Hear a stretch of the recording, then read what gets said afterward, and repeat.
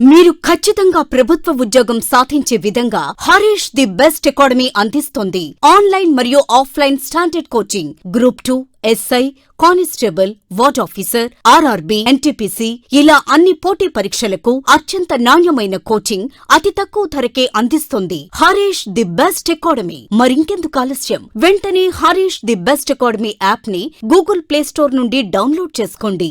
Harish the best academy. Phone number 8341116915.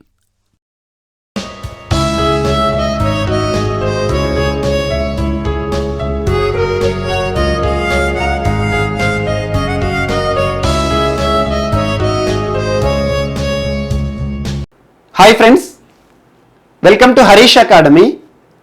ఈరోజు వార్తల్లో నిలిచిన జాతీయ, అంతర్జాతీయ, రాష్ట్రీయ అంశాల గురించి, వార్తల్లో నిలిచిన వ్యక్తులు, అవార్డులు, పుస్తకాలు మరియు క్రీడా సంబంధిత సమాచారం, ఒక్కొక్క అంశాన్ని వివరంగా తెలుసుకునే ముందు కొన్ని హెడ్లైన్ చూద్దాం. ఈరోజు మహాకాళి ఒప్పందం వార్తల్లో నిలిచింది. ఇండియా, నేపాల్ దేశాల మధ్యలో కుదిరిన ఈ ఒప్పందం ఈరోజు ఎందుకు వార్తల్లో నిలిచిందో చూద్దాము. మరియు గోల్డ్ మాన్ ఎన్విరాన్మెంట్ ప్రైజ్ 2020 ఈరోజు వార్తలు నిలిచింది. ఈ సంవత్సరానికి గాను ఈ ప్రతిష్టాత్మక పురస్కారాన్ని పొందిన గ్రహీత ఏ దేశానికి సంబంధించిన వ్యక్తో చూద్దాము. మరి ఈరోజు కరోనాకి సంబంధించి చాలా అంశాలు వార్తలు నిలిచాయి. కోవిన్ యాప్ మరొకసారి వార్తలు నిలిచింది. మరియు పోల్ రోల్ డాటా సంబంధిత అంశం ఒకటి వార్తలు నిలిచింది. మరియు జర్మనీ మరొకసారి లాక్డౌన్ విధిస్తున్నట్టుగా వార్తలు నిలిచింది. దీనికి సంబంధించిన అంశాలు ఏంటి? మరి ఈరోజు వార్తలు నిలిచిన ఒప్పందాలు, కన్ఫెడరేషన్ ఆఫ్ ఇండియన్ ఇండస్ట్రీస్ కి అమెజాన్ ఈ కామర్స్ సంస్థకి మధ్యలో కుదిరిన ఒప్పందం ఏంటి, ఉద్దేశం ఏంటి? మరియు టాస్క్ ఐబిఎం ఒప్పందం మోస్ట్ ఇంపార్టెంట్, దీనికి సంబంధించిన అంశాలు ఏంటి? మరియు ఇంధన పరిరక్షణ వారోత్సవాలతో వార్తలు నిలిచిన ఆంధ్రప్రదేశ్ రాష్ట్రము. మరియు inter operable criminal justice system అమలు తీరుకు గాను అద్భుత పనితీరు ప్రదర్శించినందుకు ఆంధ్రప్రదేశ్ పోలీస్ శాఖ పొందిన పురస్కారం ఏంటి? మరియు దీంతో పాటు ఈరోజు ప్రముఖుని మరణం, హిందూ కేసరి మరణం, తనకు సంబంధించిన అంశాలు ఏంటి? మరియు అసోచాం నివేదిక ఒకటి చెప్తుంది రైతు ఉద్యమాలకు సంబంధించిన అంశము. మరియు వీటితో పాటు మిస్లేనియస్ అంశాలన్నింటినీ కూడా ఒక్కొక్క టాపిక్ని ఇంటర్లింక్ చేసుకుంటూ నేర్చుకుందాం. అభ్యర్థులందరికీ కూడా ఒక చిన్న టెక్నికల్ ఇన్ఫర్మేషన్. సో చాలా మంది అభ్యర్థులు వీడియో కింద కామెంట్ల రూపంలో అడుగుతున్నారు, సార్ మీరు ఫస్ట్ వీక్ పీడిఎఫ్ ప్రొవైడ్ చేశారు, సో మేము పొందలేకపోతున్నాం, ఆ లింక్ ఏదైతే ఉంటుందో మీరు ప్రొవైడ్ చేసిన లింక్ ఈ వీడియో కింద డిస్క్రిప్షన్లో ప్రొవైడ్ చేసిన లింక్ మేము ఓపెన్ చేయలేకపోతున్నాం అని చెప్పేసి చాలా మంది కామెంట్స్ పెడుతున్నారు, కాల్ చేస్తున్నారు. సో ఇక్కడ చిన్న టెక్నికల్ ఇష్యూ ఉంది అంతే. సో ఏదైనా మనకు టెలిగ్రామ్ గ్రూప్ లింక్ కానివ్వండి, వాట్సాప్ లింక్ కానీ ఓపెన్ అవ్వాలంటే మనకు ఆ పర్టికులర్ యాప్ ఉండాలి. సో టెలిగ్రామ్ యాప్ని ముందుగా మీ మొబైల్లో ఇన్స్టాల్ చేసుకోండి.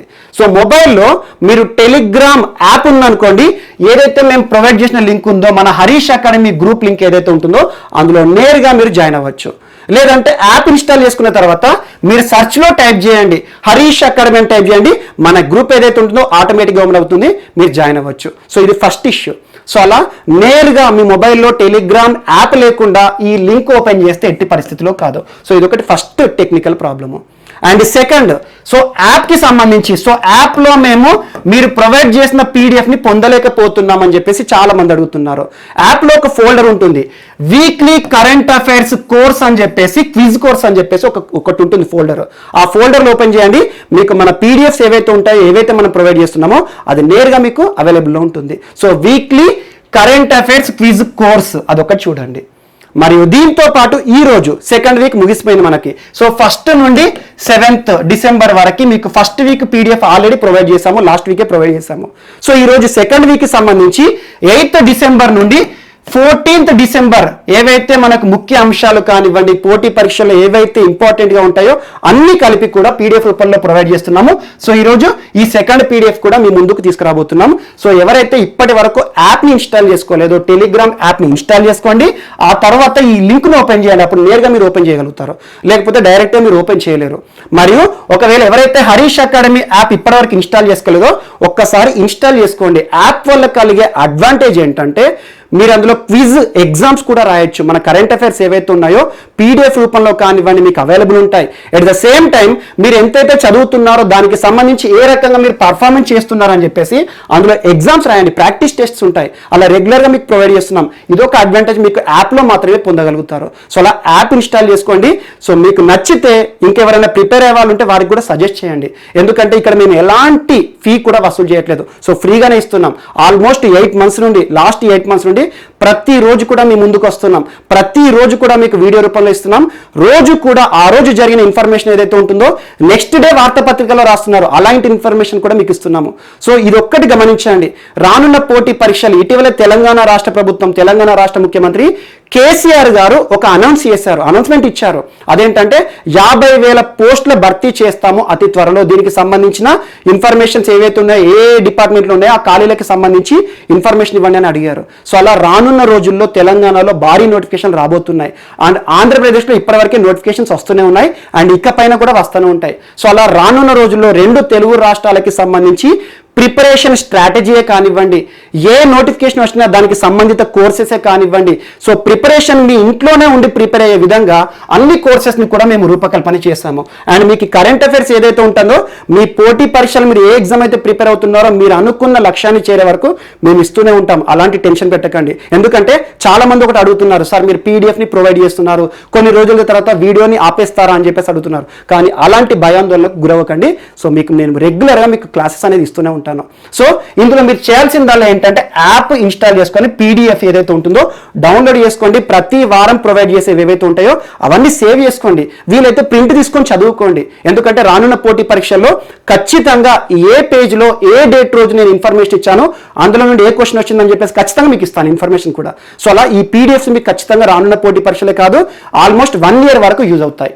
అండ్ ఇంకొకటి, మీ నుండి మేము ఆశించేది ఏమీ లేదు. మీకు ఒకవేళ ఈ పీడిఎఫ్లో ఉన్న ఇన్ఫర్మేషన్ నచ్చినట్లయినా, సో ఏదైతే మీకు ఇన్ఫర్మేషన్ బెనిఫిట్ అనిపిస్తుందో దీన్ని ఖచ్చితంగా మీ ఫ్రెండ్స్ ఎవరైతే ఉంటారో, సర్కిల్లో ప్రిపేర్ అయ్యే వాళ్ళు ఎవరైతే ఉంటారో, పోటీ పరీక్షలకు ప్రిపేర్ అయ్యే వాళ్ళు ఎవరైతే ఉంటారో వారికి షేర్ చేయండి.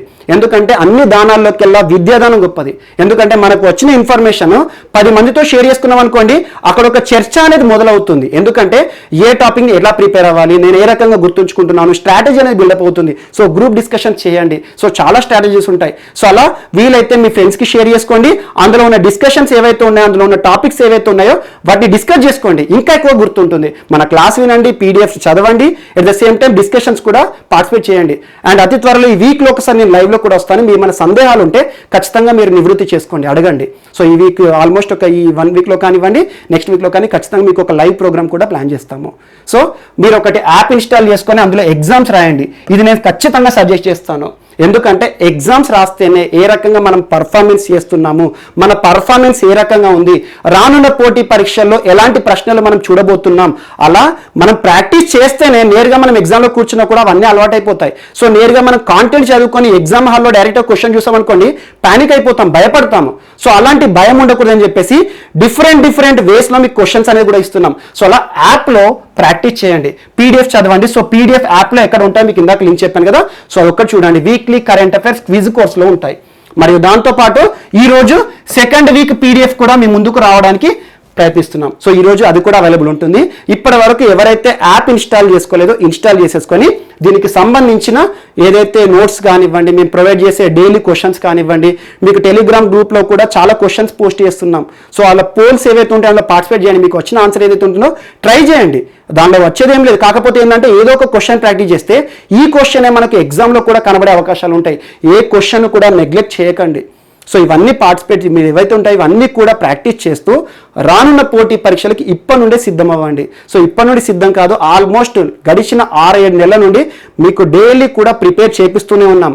ఎందుకంటే ఆల్మోస్ట్ 7 months ఏదైతే ఉంటుందో ఈ 7 months కరెంట్ అఫైర్స్ ప్రతిరోజు అబ్జర్వ్ చేసి ప్రతిరోజు నోట్స్ ప్రిపేర్ చేసుకున్నారనుకోండి, నాట్ ఓన్లీ కరెంట్ అఫైర్స్, మీకు కరెంట్ అఫైర్స్ ఒకటే కాదు, దీనికి లింక్ అయి ఉన్న సబ్జెక్ట్స్ ఏవైతే ఉంటాయో పాలిటీ, ఎకానమీ, హిస్టరీ, జాగ్రఫీ అన్ని సబ్జెక్ట్స్ ఈ జిఎస్ని కవర్ చేస్తూ మీకు కరెంట్ అఫైర్స్ లింక్ చేస్తూ చెప్పాను. సో ఇవన్నీ కూడా మీకు రానున్న రోజుల్లో కూడా కంటిన్యూ అవుతాయి. మీరు ఏవైతే పోటీ పరీక్షలకు సంబంధించి నోటిఫికేషన్స్ వస్తాయో ఆ నోటిఫికేషన్ వచ్చే వరకే మీ ప్రిపరేషన్ కంప్లీట్ అయ్యే స్టేజ్లో మీరు ఉంచుకోండి. సో ఇవి కొన్ని సజెషన్స్ మాత్రమే. సో ఎవరి డిస్క్రిప్షన్ వాళ్ళది, ఎందుకంటే ఒక్కొక్కరి ప్రిపరేషన్ స్ట్రాటజీ ఒక్కొక్కలాగా ఉంటుంది కాబట్టి. సో ఇవి మాత్రం కొంచెం ఫాలో అవ్వండి, ఎందుకంటే పీడిఎఫ్స్ అనేది ఈరోజు మరొకసారి మీకు ప్రొవైడ్ చేస్తున్నాం సెకండ్ వీక్ది. సో అలా ప్రతి వారం పీడిఎఫ్ ఉంటుంది, ప్రతి వారం మీకు క్విజ్ కాంపిటీషన్స్ ఉంటాయి, అండ్ ప్రతిరోజు డైలీ క్లాసెస్ ఉంటాయి. అండ్ ఏవైనా నోటిఫికేషన్స్ వస్తే దానికి కన్సర్న్ ఏదైనా కోర్స్ కావాలంటే ఇప్పటివరకు మన యాప్లో కానీ వెబ్సైట్లో కానివ్వండి ఇప్పటివరకు చాలా కోర్సెస్ మేము రూపకల్పన చేశాము. ఎస్ఐ ప్రిపేర్ వాళ్ళైనా కూడా, గ్రూప్ 2, గ్రూప్ 1 కూడా మీకు అతి త్వరలో రాబోతుంది. సో ఈ కోర్సెస్ ఏవైతే ఉన్నాయో మీకు నచ్చిన కోర్సెస్ ఒకసారి చూడండి, అవన్నీ చూసేసుకొని మీ నిర్ణయాన్ని తీసుకోండి. సో ఇది ఒక్కటి. అండ్ ఇంకొకటి, ఒకవేళ మీకు ఇవన్నీ కూడా నచ్చినట్టుంటే ఖచ్చితంగా మీ స్నేహితులకి కూడా సజెస్ట్ చేయండి. సో ఈ రకంగా ప్రిపరేషన్ అనేది ముందుకు తీసుకెళ్ళండి. సో ఈరోజు మన ఫస్ట్ టాపిక్ ఏంటో చూద్దాము. ఇండియా నేపాల్ దేశాల మధ్యలో కుదిరిన ఒక ఒప్పందం వార్తలు నిలిచింది. India Nepal. So most important, India Nepal ఇరు దేశాల మధ్యలో కుదిరిన ఒక ఒప్పందం ఈరోజు వార్తలు నిలిచింది. ఆ ఒప్పందము మహాకాళి ఒప్పందం. సో మోస్ట్ ఇంపార్టెంట్, పేరు గుర్తుంచుకోండి, రానున్న పోటీ పరీక్షల్లో నేరుగా అడుగుతారు ఒక ప్రశ్న. ఇటీవల వార్తలు నిలిచిన మహాకాళి ఒప్పందం ఏ దేశాల మధ్యలో కుదిరింది అంటారు.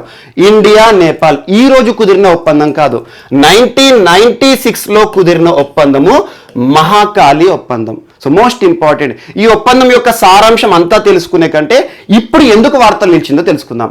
యాక్చువల్గా మహాకాళి ఒప్పందం అనేది ఎందుకు ఉద్దేశించబడింది అంటే, సర్వసాధారణంగా 2 లేదా 3 రాష్ట్రాల మధ్యలో తరచూ మనం చూసే వివాదాలు ఎక్కువగా నీటికి సంబంధించి చూస్తూ ఉంటాము, లేదంటే ఒక దేశానికి మరొక దేశానికి మధ్యలో వివాదాలు సర్వసాధారణంగా నదులకి సంబంధించి తలెత్తుతాయి.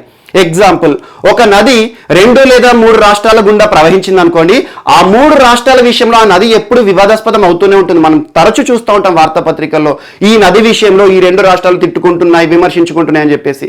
లేదంటే ఒక నది 2 లేదా 3 దేశాల గుండా ప్రవహిస్తుంది అనుకోండి, ఆ నది విషయంలో ఆ దేశాలు ఎప్పుడు కూడా కొన్ని వివాదాస్పద అంశాలతో ముందుకు వస్తూనే ఉంటాయి. సో అలా ఒక అంశము నదికి సంబంధించి. సో ఇప్పుడు మహాకాళి ఒప్పందం దేనికి సంబంధించిందంటే, మహాకాళి నదికి సంబంధించిన ఒక ఒప్పందం. సో మహాకాళి నది నేపాల్ ఇండియా బార్డర్లో ప్రవహించే ఒక నది, అంటే 2 దేశాలు కూడా ఈ నది వల్ల ప్రయోజనం పొందుతున్నాయి. సో అలా మహాకాళి నది అనే పేరు నేపాల్లో ఉంటుంది. సో మహాకాళి నేపాల్లో పేరు.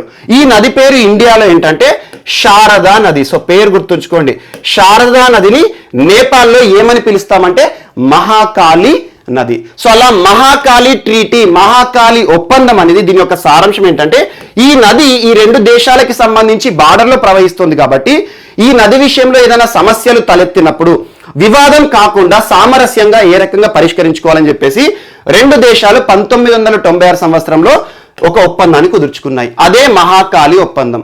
ఎగ్జాంపుల్, ఈ నది పైన భారతదేశం ఏదైనా ప్రాజెక్టు బ్యారేజ్ నిర్మించాలన్నా, నేపాల్ ఏదైనా ప్రాజెక్టు బ్యారేజ్ నిర్మించాలన్నా కూడా వివాదం కాకుండా ముందు చర్యలు తీసుకోవాలి, జాగ్రత్తలు తీసుకోవాలి.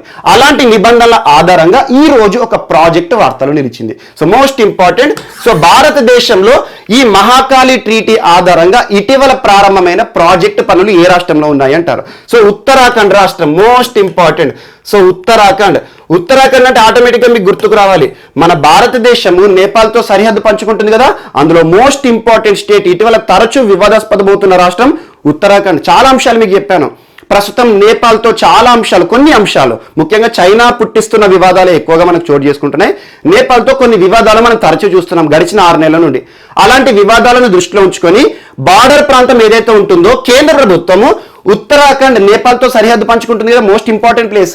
అలా నేపాల్తో సరిహద్దు పంచుకుంటున్న భారతదేశ గ్రామాలు ఏవైతే ఉత్తరాఖండ్ రాష్ట్రంలో ఉన్నాయో అక్కడ హెలిప్యాడ్ల నిర్మాణాన్ని చేపడుతోంది భారత ప్రభుత్వం. ఎందుకంటే అక్కడ నిఘా సర్విలెన్స్ పెంచడానికి. సో అలా చాలా అంశాలు మనం చర్చించుకున్నాం. సో అలా ఉత్తరాఖండ్ రాష్ట్రం, ఈ ఉత్తరాఖండ్ రాష్ట్రంలో శారదా నది ప్రవహిస్తుంది. అంటే ఏంటి?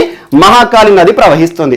ఈ ఉత్తరాఖండ్ రాష్ట్రం నుండి ప్రవహిస్తున్న ఈ శారదా నది పైన ఇటీవల ఒక ప్రాజెక్ట్ పనుల కార్యక్రమం అనేది ప్రారంభోత్సవం జరిగింది. సో మోస్ట్ ఇంపార్టెంట్, ఆ ప్రాజెక్ట్ పేరు ఏంటంటే తనక్పూర్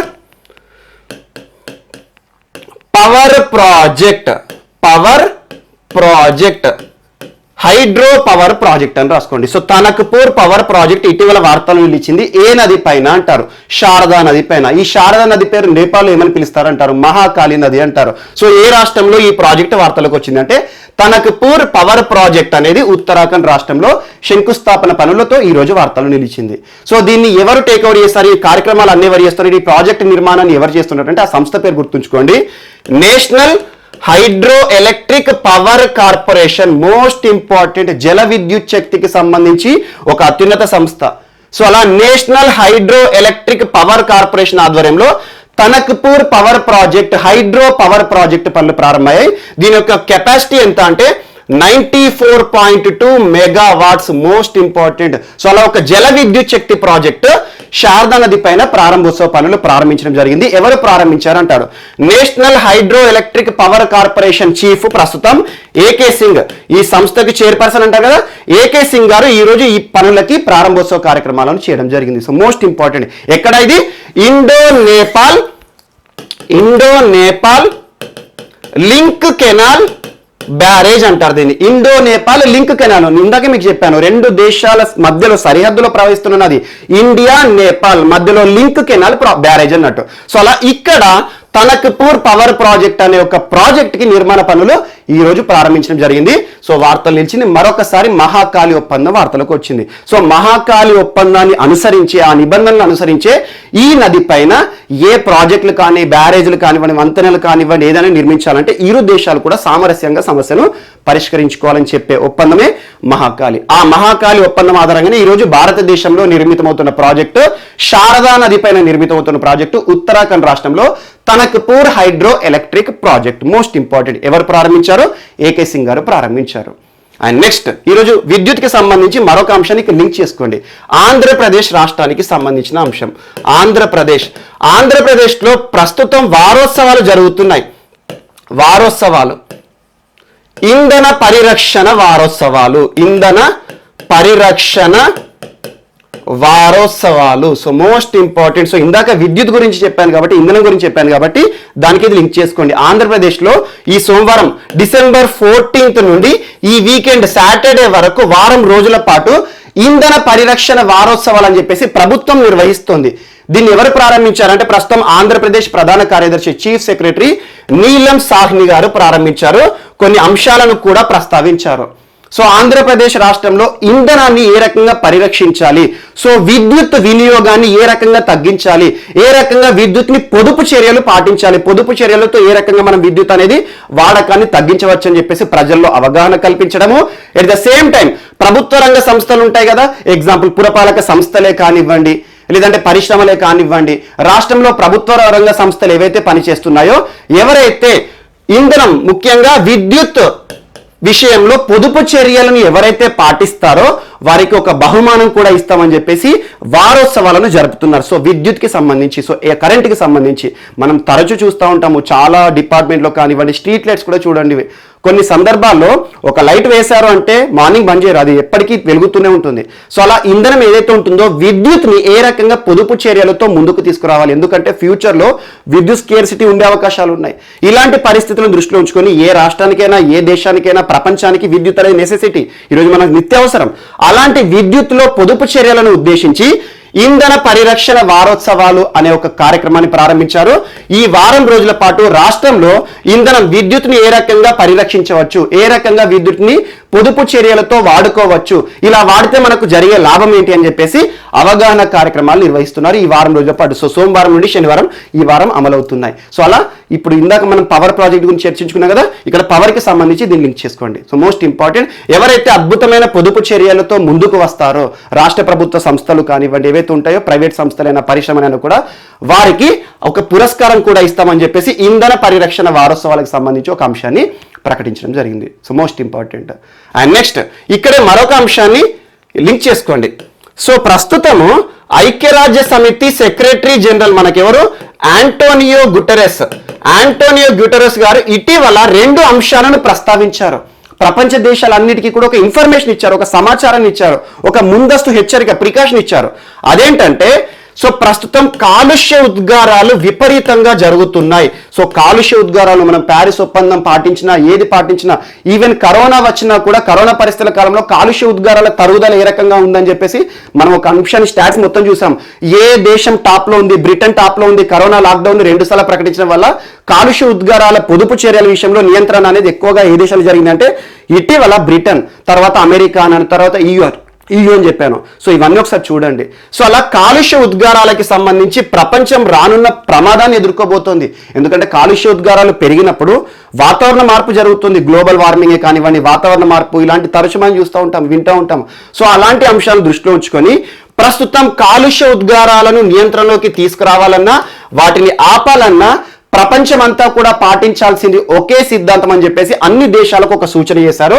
ప్రతి దేశం కూడా క్లైమేట్ ఎమర్జెన్సీని విధించండి అని చెప్పారు. Most important climate emergency. ఇటీవల క్లైమేట్ ఎమర్జెన్సీ అనే పదాన్ని ఎప్పుడు చెప్పాను లాస్ట్ టైం మనం, న్యూజిలాండ్ ప్రస్తుత ప్రధాని రెండవసారి దేశానికి ప్రధాని అయింది ఇటీవల లేబర్ పార్టీకి సంబంధించిన జెసిండా అడర్న్ గారు న్యూజిలాండ్ లో భవిష్యత్తును దృష్టిలో ఉంచుకొని కాలుష్య ఉద్గారాలను నియంత్రణలోకి తీసుకురావడానికి టోటల్ కార్బన్ న్యూట్రల్ దేశంగా తయారు చేయడానికి క్లైమేట్ ఎమర్జెన్సీని ప్రకటిస్తున్నామని చెప్పేసి ఒక అనౌన్స్మెంట్ చేశారు. అలా ప్రపంచంలో ప్రస్తుతం యాజ్ ఆన్ టుడే 32 దేశాలు వాతావరణ అత్యవసర పరిస్థితిని విధించాయి. సో వాతావరణ అత్యవసర పరిస్థితి అంటే ఏం లేదు, ఆ దేశంలో నియంత్రణ చర్యలు తీసుకొస్తారు. నియంత్రణ చర్యలు అంటే ఏంటి, కాలుష్య ఉద్గారాలను టోటల్ గా జీరో చేయడానికి తీసుకొస్తారు. సో అలాంటి అంశాలను దృష్టిలో ఉంచుకొని ప్రతి దేశం క్లైమేట్ ఎమర్జెన్సీ ఏ దేశంతో ప్రారంభమైంది, ప్రపంచంలోనే మొట్టమొదటి దేశం వాతావరణ అత్యయిక పరిస్థితిని విధించిన దేశం ఏదంటే బ్రిటన్. యాజ్ ఆన్ టుడే ప్రపంచంలో 32 దేశాలు క్లైమేట్ ఎమర్జెన్సీని విధించాయి. చివరిగా వార్తలు నిలిచింది న్యూజిలాండ్. అలా 32 దేశాలే కాదు, ప్రపంచంలోని ప్రతి దేశం కూడా క్లైమేట్ ఎమర్జెన్సీని విధించండి అని చెప్పేసి ఆంటోనియో గ్యూటెరస్ గారు వేడుకున్నారు ప్రపంచాన్ని.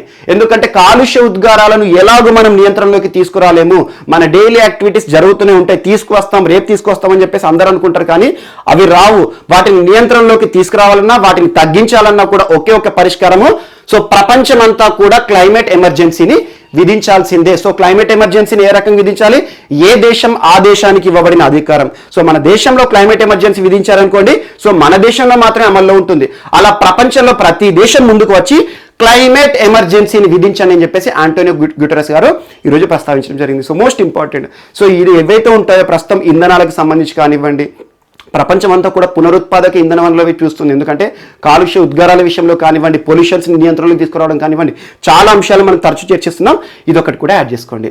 అండ్ ఇంకొకటి, సో నిర్వహణ పరంగా లాభం లేని థర్మల్ విద్యుత్ ప్రాజెక్టులు ఏవైతే ఉంటాయో, థర్మల్ అనే పదం వినగానే మనకు గుర్తుకు రావాల్సింది బొగ్గు. సో బొగ్గు ఆధారంగా విద్యుత్ని తయారు చేయడం థర్మల్ పవర్ ప్రాజెక్ట్ అంటాము.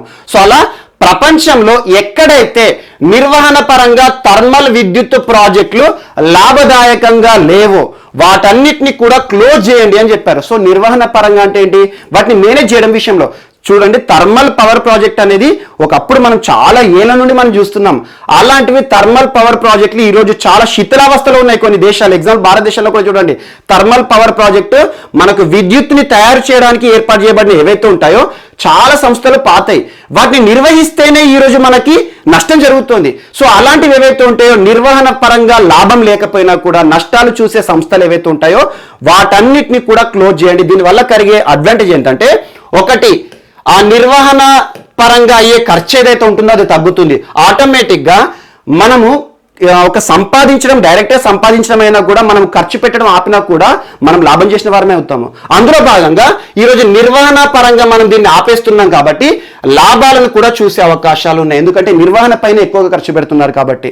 అండ్ ఇంకొక అంశాన్ని ప్రస్తావించారు, ప్రస్తుతం ఈ పాత థర్మల్ పవర్ ప్రాజెక్ట్స్ ఏవైతే ఉంటాయో, పవర్ సంస్థలు ఏవైతే ఉంటాయో వాటిని మొత్తానికి ఈ రోజు ఆపేయడం వల్ల, వాటిని మొత్తాన్ని కూడా క్లోజ్ చేయడం వల్ల జరిగే అడ్వాంటేజ్, ప్రపంచంలో కాలుష్య ఉద్గారాలు ఏవైతే ఉంటాయో వాటిని కూడా తగ్గించిన వారం అవుతామని చెప్పేసి 2 అంశాలు ప్రకటించారు ఆంటోనియో గ్యూటెరస్ గారు. సో 2 అంశాలు జస్ట్ ఒక పాయింట్లో గుర్తుంచుకోండి. ఎక్స్ప్లెనేషన్ ఏంటంటే అర్థం అవ్వాలని చెప్పాను. ఒకటి, ప్రపంచమంతా కూడా క్లైమేట్ ఎమర్జెన్సీని విధిస్తేనే కాలుష్య ఉద్గారాలను తగ్గించే అంశం అనేది జరుగుతుంది అని చెప్పారు. సెకండ్, సో ఏ దేశంలోనైతే పాత ఉంటాయి కదా చరిత్రలో మనకు ఓల్డ్ థర్మల్ ప్రాజెక్ట్స్ ఉన్నాయో, థర్మల్ సంస్థలు ఉన్నాయో, థర్మల్ విద్యుత్తును తయారు చేసే సంస్థలు ఉన్నాయో, నిర్వహణ పరంగా లాభదాయకంగా లేని సంస్థలన్నింటినీ కూడా క్లోజ్ చేయండి. ఆటోమేటిక్ ఏమవుతుంది, కాలుష్య ఉద్గారాలను నియంత్రణలోకి తెచ్చిన వారం అవుతామని చెప్పేసి ఒక అంశాన్ని ప్రస్తావించారు ఆంటోనియో గ్యూటెరస్ గారు. సో మోస్ట్ ఇంపార్టెంట్, ఈ 2 అంశాలు కూడా ఇంధనానికి సంబంధించినవి కాబట్టి ఇక్కడ యాడ్ చేసుకోండి. అండ్ నెక్స్ట్ ఈరోజు మరొక అంశము, సో టాయ్స్ వార్తలు నిలిచాయి. టాయ్స్, సో మోస్ట్ ఇంపార్టెంట్, ఇటీవల తరచూ బొమ్మలకి సంబంధించి ఏదో ఒక అంశాన్ని మనం చూస్తున్నాం. భారత ప్రధాని నరేంద్ర మోదీ గారు ఇటీవల మన్ కీ బాత్ కార్యక్రమంలో కూడా మన భారతదేశంలో బొమ్మల ఉత్పత్తికి సంబంధించి, బొమ్మల ఉత్పత్తి రంగం అనేది చాలా తక్కువ ఉంది. ప్రపంచంలో బొమ్మల తయారీ పరిశ్రమలో మనది చాలా మైక్రో లెవెల్లో ఉంది అని చెప్పేసి ఒక అంశాన్ని ప్రస్తావించారు. అదంతా కూడా మనం చూసాము. సో అలా 7 లక్షల కోట్ల బొమ్మల వ్యాపారంలో మనది చాలా వాటా తక్కువ అని చెప్పేసి, ఇన్ని కోట్ల మంది భారతీయులు, ఇన్ని కోట్ల మంది చిన్నారులు మనం ఒక బొమ్మను ఆడుకోవాలంటే ఈరోజు ఏదైనా బొమ్మను కొంటాం షాప్లో, చూడండి మేడ్ ఇన్ చైనా ఉంటాయి. సో మన బొమ్మల అవసరాలు కూడా మనం తీర్చుకోలేకపోతున్నాం. సో బొమ్మల పరిశ్రమని భారతదేశంలో అభివృద్ధి చేయాలి. స్వదేశీ పరిజ్ఞానంతో చేతి వృత్తులపై ఎవరైతే బొమ్మలు తయారు చేసుకుంటూ ఆధారపడి ఉంటారో వారికి జీవనోపాధి కల్పించిన వారం అవుతాము, ఇంపోర్ట్స్ తగ్గించిన వారం అవుతాము, స్వదేశీ అనే నినాదాన్ని సాధించిన వారం అవుతాం అని చెప్పేసి బొమ్మల పరిశ్రమ విషయంలో మన్ కీ బాత్ కార్యక్రమంలో ప్రధాని నరేంద్ర మోదీ గారు ప్రస్తావించారు.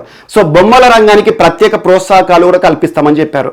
సో అందులో భాగంగా department for promotion of industry and internal trade. So most important, తరచూ దీని గురించి చూస్తున్నాం మనం, కామర్స్, మినిస్ట్రీ ఆఫ్ కామర్స్ పరిధిలో ఉంటుంది. Department for promotion of industry and internal trade ఇటీవల చాలాసార్లు ఎప్పుడు చర్చించుకున్నామంటే ఎఫ్డిఐ ఇన్వెస్ట్మెంట్స్ విషయంలో కానివ్వండి కొన్ని నివేదికలు ఇస్తూ ఉంటుంది. సో అలా చాలా నివేదికలు, ఇండెక్స్, వీరు రిలీజ్ చేసిన ఇండెక్స్ కూడా మనం ఇటీవల తరచూ చూస్తున్నాం. So department for promotion of industry and internal trade సంస్థ భారతదేశంలో ఒక అత్యున్నత సంస్థ, కేంద్ర ప్రభుత్వ సంస్థ. సో ఇండస్ట్రీ రంగానికి సంబంధించి కానివ్వండి, ఏదైనా బొమ్మల తయారీకి కానివ్వండి, ఏదైనా ఉత్పత్తి రంగానికి సంబంధించి గైడ్ లైన్స్ ఫాలో అవ్వాలి.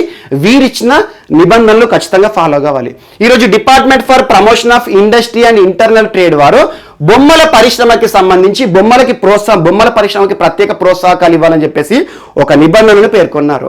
అదేంటంటే ఏవైతే హ్యాండీక్రాఫ్ట్ టాయ్స్ ఉంటాయో, హ్యాండీక్రాఫ్ట్ టాయ్స్ అంటే ఏంటి, చేతులతో తయారు చేసిన బొమ్మలు ఉంటాయి కదా, చేతి వృత్తుల ఆధారంగా మనకు చాలా మంది ఉంటారు. ఎగ్జాంపుల్ చూడండి, మనకు చెన్నపట్న టాయ్స్ అని చెప్పాను, మనకి కర్ణాటక రాష్ట్రంలో ఇటీవల కాలంలో జాగ్రఫికల్ ఇండికేషన్ భౌగోళిక గుర్తింపు హోదా ఉన్న చెన్నపట్నం టాయ్స్ కి కూడా ప్రస్తుతం కరోనా ప్రభావం నుండి తప్పించుకోలేకపోయింది. దారుణంగా వారందరూ కూడా ఈరోజు జీవనోపాధి కష్టమవుతుంది, వాటికి ఆదరణ లేకపోవడం అని చెప్పేసి ఆల్మోస్ట్ ఒక 2 months బ్యాక్ మనం చూసాము. మరి ఇటీవల ఏటికొప్పాక బొమ్మలు అని చెప్పాము, కొండపల్లి బొమ్మలు కానివ్వండి, తెలంగాణ రాష్ట్రం విషయానికి వస్తే నిర్మల్ బొమ్మలు, చెక్క బొమ్మలు అంటాము. సో ఇక్కడ ఎక్కువగా చేతులతో తయారు చేసే బొమ్మలే ఉంటాయి, ఏదో మిషన్లో వేసేస్తే వచ్చే బొమ్మలు కాదు. అలా చేతులతో ఏవైతే బొమ్మలు తయారవుతాయో వాటికి మరియు భారతదేశంలో ఎక్కడెక్కడైతే జాగ్రఫికల్ ఇండికేషన్ ట్యాగ్స్ పొందిన బొమ్మలు ఉంటాయో, టాయ్స్ ఉంటాయో, వాటిని క్వాలిటీ కంట్రోల్ ఆర్డర్ నుండి తొలగిస్తున్నాము అని చెప్పారు. క్వాలిటీ కంట్రోల్ ఆర్డర్ అంటే ఏంటంటే మన దేశంలో ఏ పరిశ్రమ నుండి ఏ వస్తువు ఉత్పత్తి అయినా కూడా మార్కెట్లోకి రిలీజ్ చేయాలంటే క్వాలిటీ కంట్రోల్ సర్టిఫికేట్ కావాలి. సో ఈరోజు చేతి వృత్తుల ఆధారంగా చేతులతో తయారు చేస్తాం, ఏం కెమికల్స్ ఎలా కలపరు. సో అందులో పెద్ద ప్రమాదం అనేది ఉండదు. కాబట్టి ఈ 2 రకాల బొమ్మలకి కూడా ప్రత్యేక ప్రోత్సాహకాలు ఇస్తున్నాం. అంటే ఆటోమేటిక్ ఏమవుతుంది, ఈ క్వాలిటీ కంట్రోల్ సర్టిఫికేట్ కోసం ఏదో సంస్థల చుట్టూ తిరగడం కానివ్వండి, వాటిని మార్కెట్లోకి రిలీజ్ చేయడానికి సమస్యలు కానివ్వండి, ఇవన్నీ ఏవి ఉండవు. సో హ్యాండీక్రాఫ్ట్ బొమ్మలకి, జిఐ ట్యాగ్ బొమ్మలకు ప్రత్యేక ప్రోత్సాహకాన్ని కల్పిస్తున్నాం అని చెప్పేసి ఈరోజు ఒక అనౌన్స్మెంట్ చేశారు. అంటే ఏంటంటే ఈరోజు చాలా బొమ్మలు చూడండి, ప్లాస్టిక్ బొమ్మలు ఉంటాయి. సో ప్లాస్టిక్ బొమ్మల యొక్క లాభం లేదు, ఆడుకోవడం ఎవరైనా ఆడుకుంటారు. కానీ దానివల్ల జరిగే నష్టం ఏంటంటే ప్లాస్టిక్ని టోటల్గా నిషేధించాలని ప్రపంచమే చూస్తుంది. అలాంటి ప్లాస్టిక్ ఆధారంగా తయారు చేసిన బొమ్మలు చిన్నపిల్లలు ఆడుకుంటూ ఉంటారు, వాటిని నోట్లో పెట్టుకోవడం కానివ్వండి, చప్పరిస్తూ ఉంటారు చిన్నపిల్లలు. సో అలా హానికరమైన కెమికల్స్ కూడా శరీరంలోకి ప్రవేశిస్తాయి.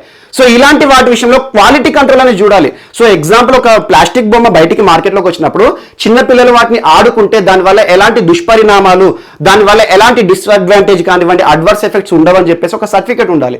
ఎందుకంటే ప్లాస్టిక్ మనకి కార్సినోజెనిక్ మెటీరియల్, అలాంటిది చిన్నతనంలోనే చప్పరించడము, ఆడుకోవడం చేశారనుకోండి, ఆ చిన్నతనంలోనే వారిపైన ఇంపాక్ట్ పడుతుందని చెప్పేసి క్వాలిటీ సర్టిఫికేట్ తీసుకోవాలి.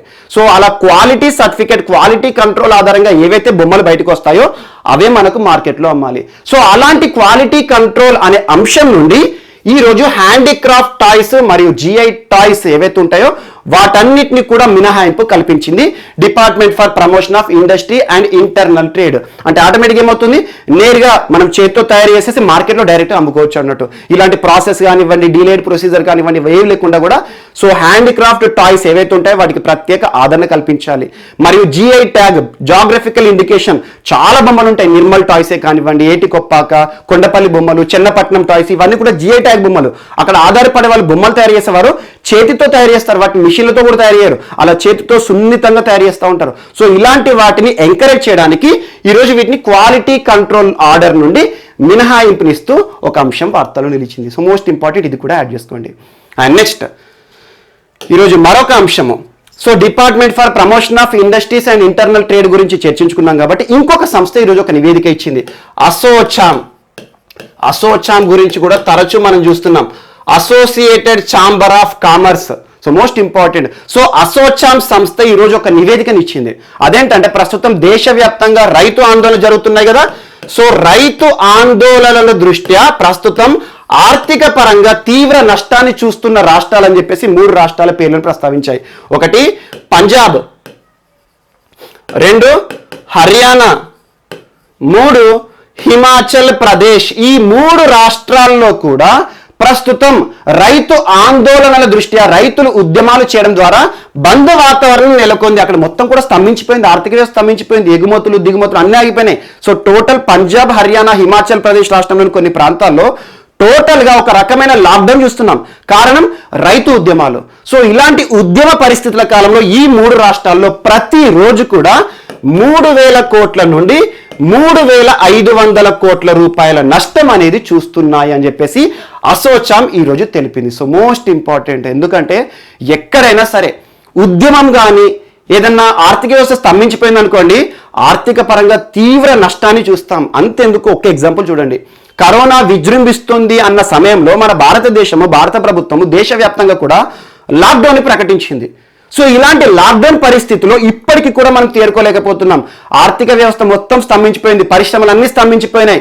ఒక్కొక్క పరిశ్రమని మరొకసారి ఆదుకోవాలి, స్ట్రీట్ వెండర్స్ ని ఆదుకోవాలని చెప్పేసి పిఎం స్వనిధి కానివ్వండి, మైక్రో స్మాల్ ఎంటర్ప్రైజెస్ ఏవైతే ఉంటాయో micro small medium enterprises MSME సెక్టార్ని ఆదుకోవడానికి 3 లక్షల కోట్ల రూపాయల ఉద్దీపన ప్యాకేజీని ప్రకటించారు. లోన్లు ఇస్తున్నారు. ఎందుకంటే చేతిలో మనకి డబ్బులు ఉంటేనే వాటిని సర్క్యులేట్ చేస్తూ ఉంటాము. సో అలా ఆర్థిక వ్యవస్థ స్తంభించిపోయింది కాబట్టి ఆర్థిక రంగం అంతా కూడా స్తంభించిపోవడానికి కారణం లాక్డౌన్.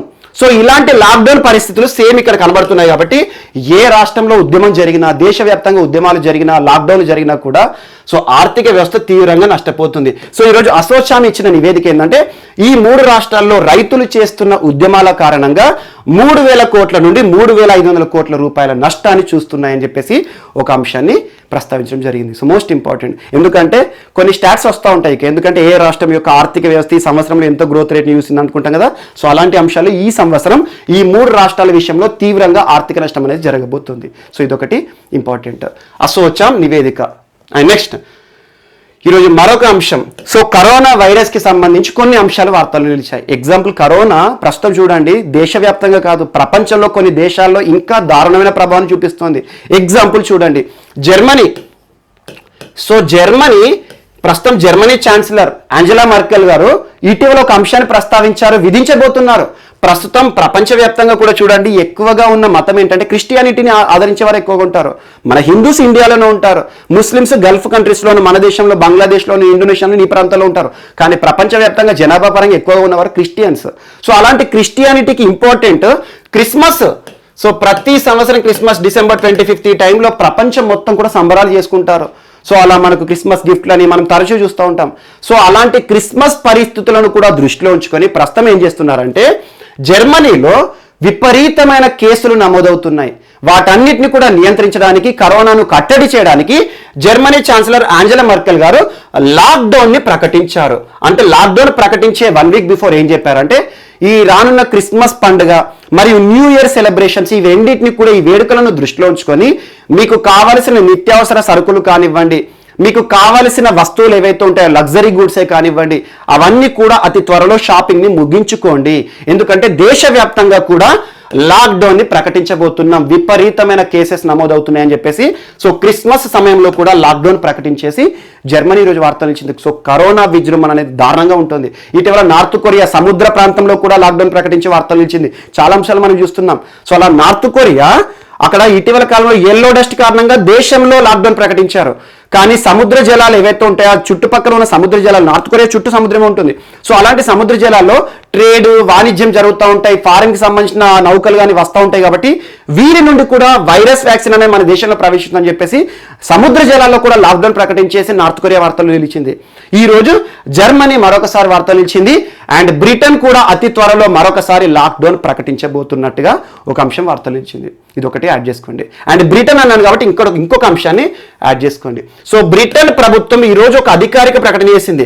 సో కరోనాలో కొత్త రకం వైరస్ అనేది ఇటీవల బ్రిటన్లో కేసులు నమోదవుతున్నాయి. సో కరోనా వైరస్ ఏదైతే ఉంటుందో SARS-CoV-2 అంటాం మనం. సో అలా severe acute respiratory syndrome, SARS అంటాము, severe acute respiratory syndrome. So respiration పైన ఇబ్బంది చూపించే వ్యాధి.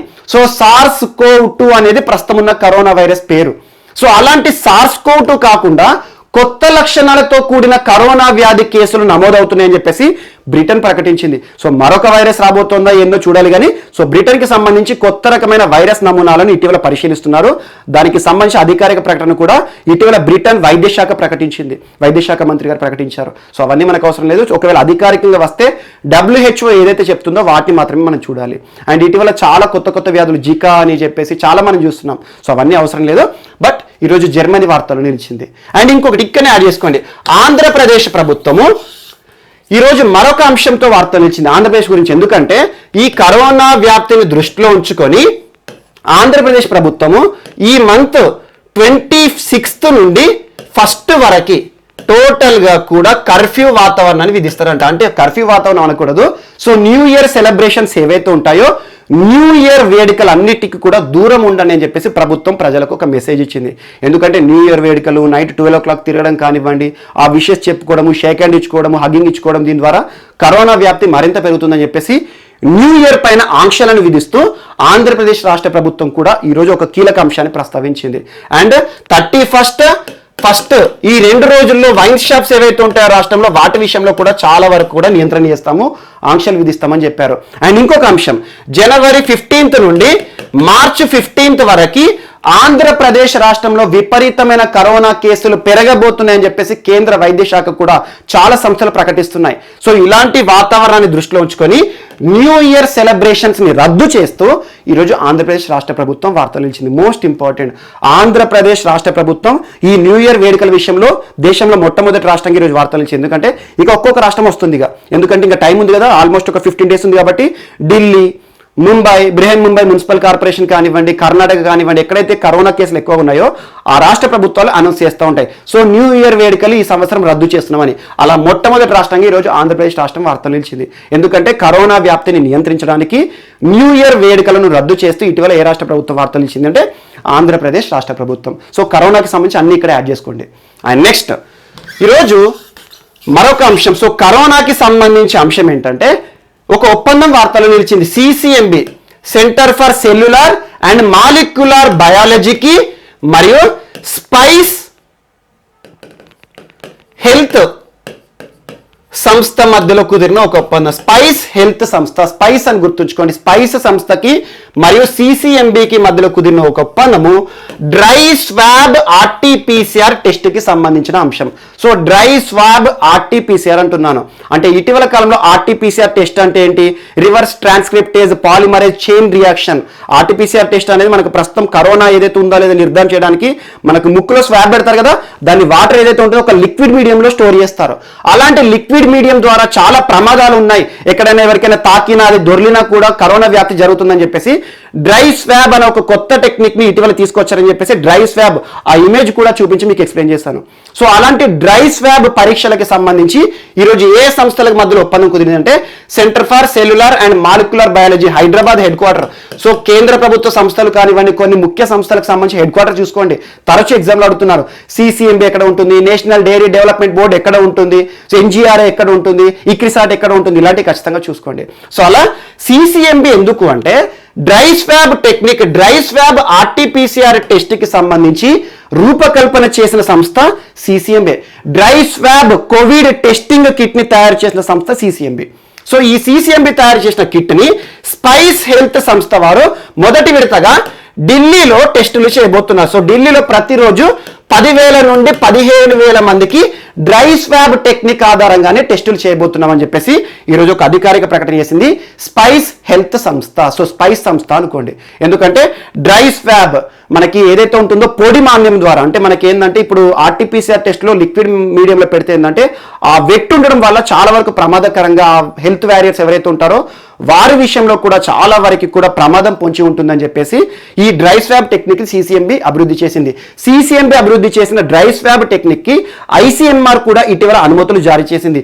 Indian council for medical research భారతదేశంలో ఏదైనా టెస్ట్ కిట్ల విషయంలో కానివ్వండి, వ్యాక్సిన్ల విషయంలో కానివ్వండి, ఖచ్చితంగా ఐసిఎంఆర్ అనుమతులు కావాల్సిందే. సో అలా ఈ రోజు డ్రై స్వాబ్ టెక్నిక్ తో భారతదేశంలో జస్ట్ 499 రూపీస్కే టెస్టులు చేస్తున్న సంస్థ ఏది అంటే స్పైస్ హెల్త్ సంస్థ. ఇది ఒక్కటే గుర్తుంచుకోండి. అండ్ నెక్స్ట్ ఈరోజు కరోనా వ్యాక్సిన్ సంబంధించి మరొక అంశం కూడా వార్తల్లో నిలిచింది. అదేంటంటే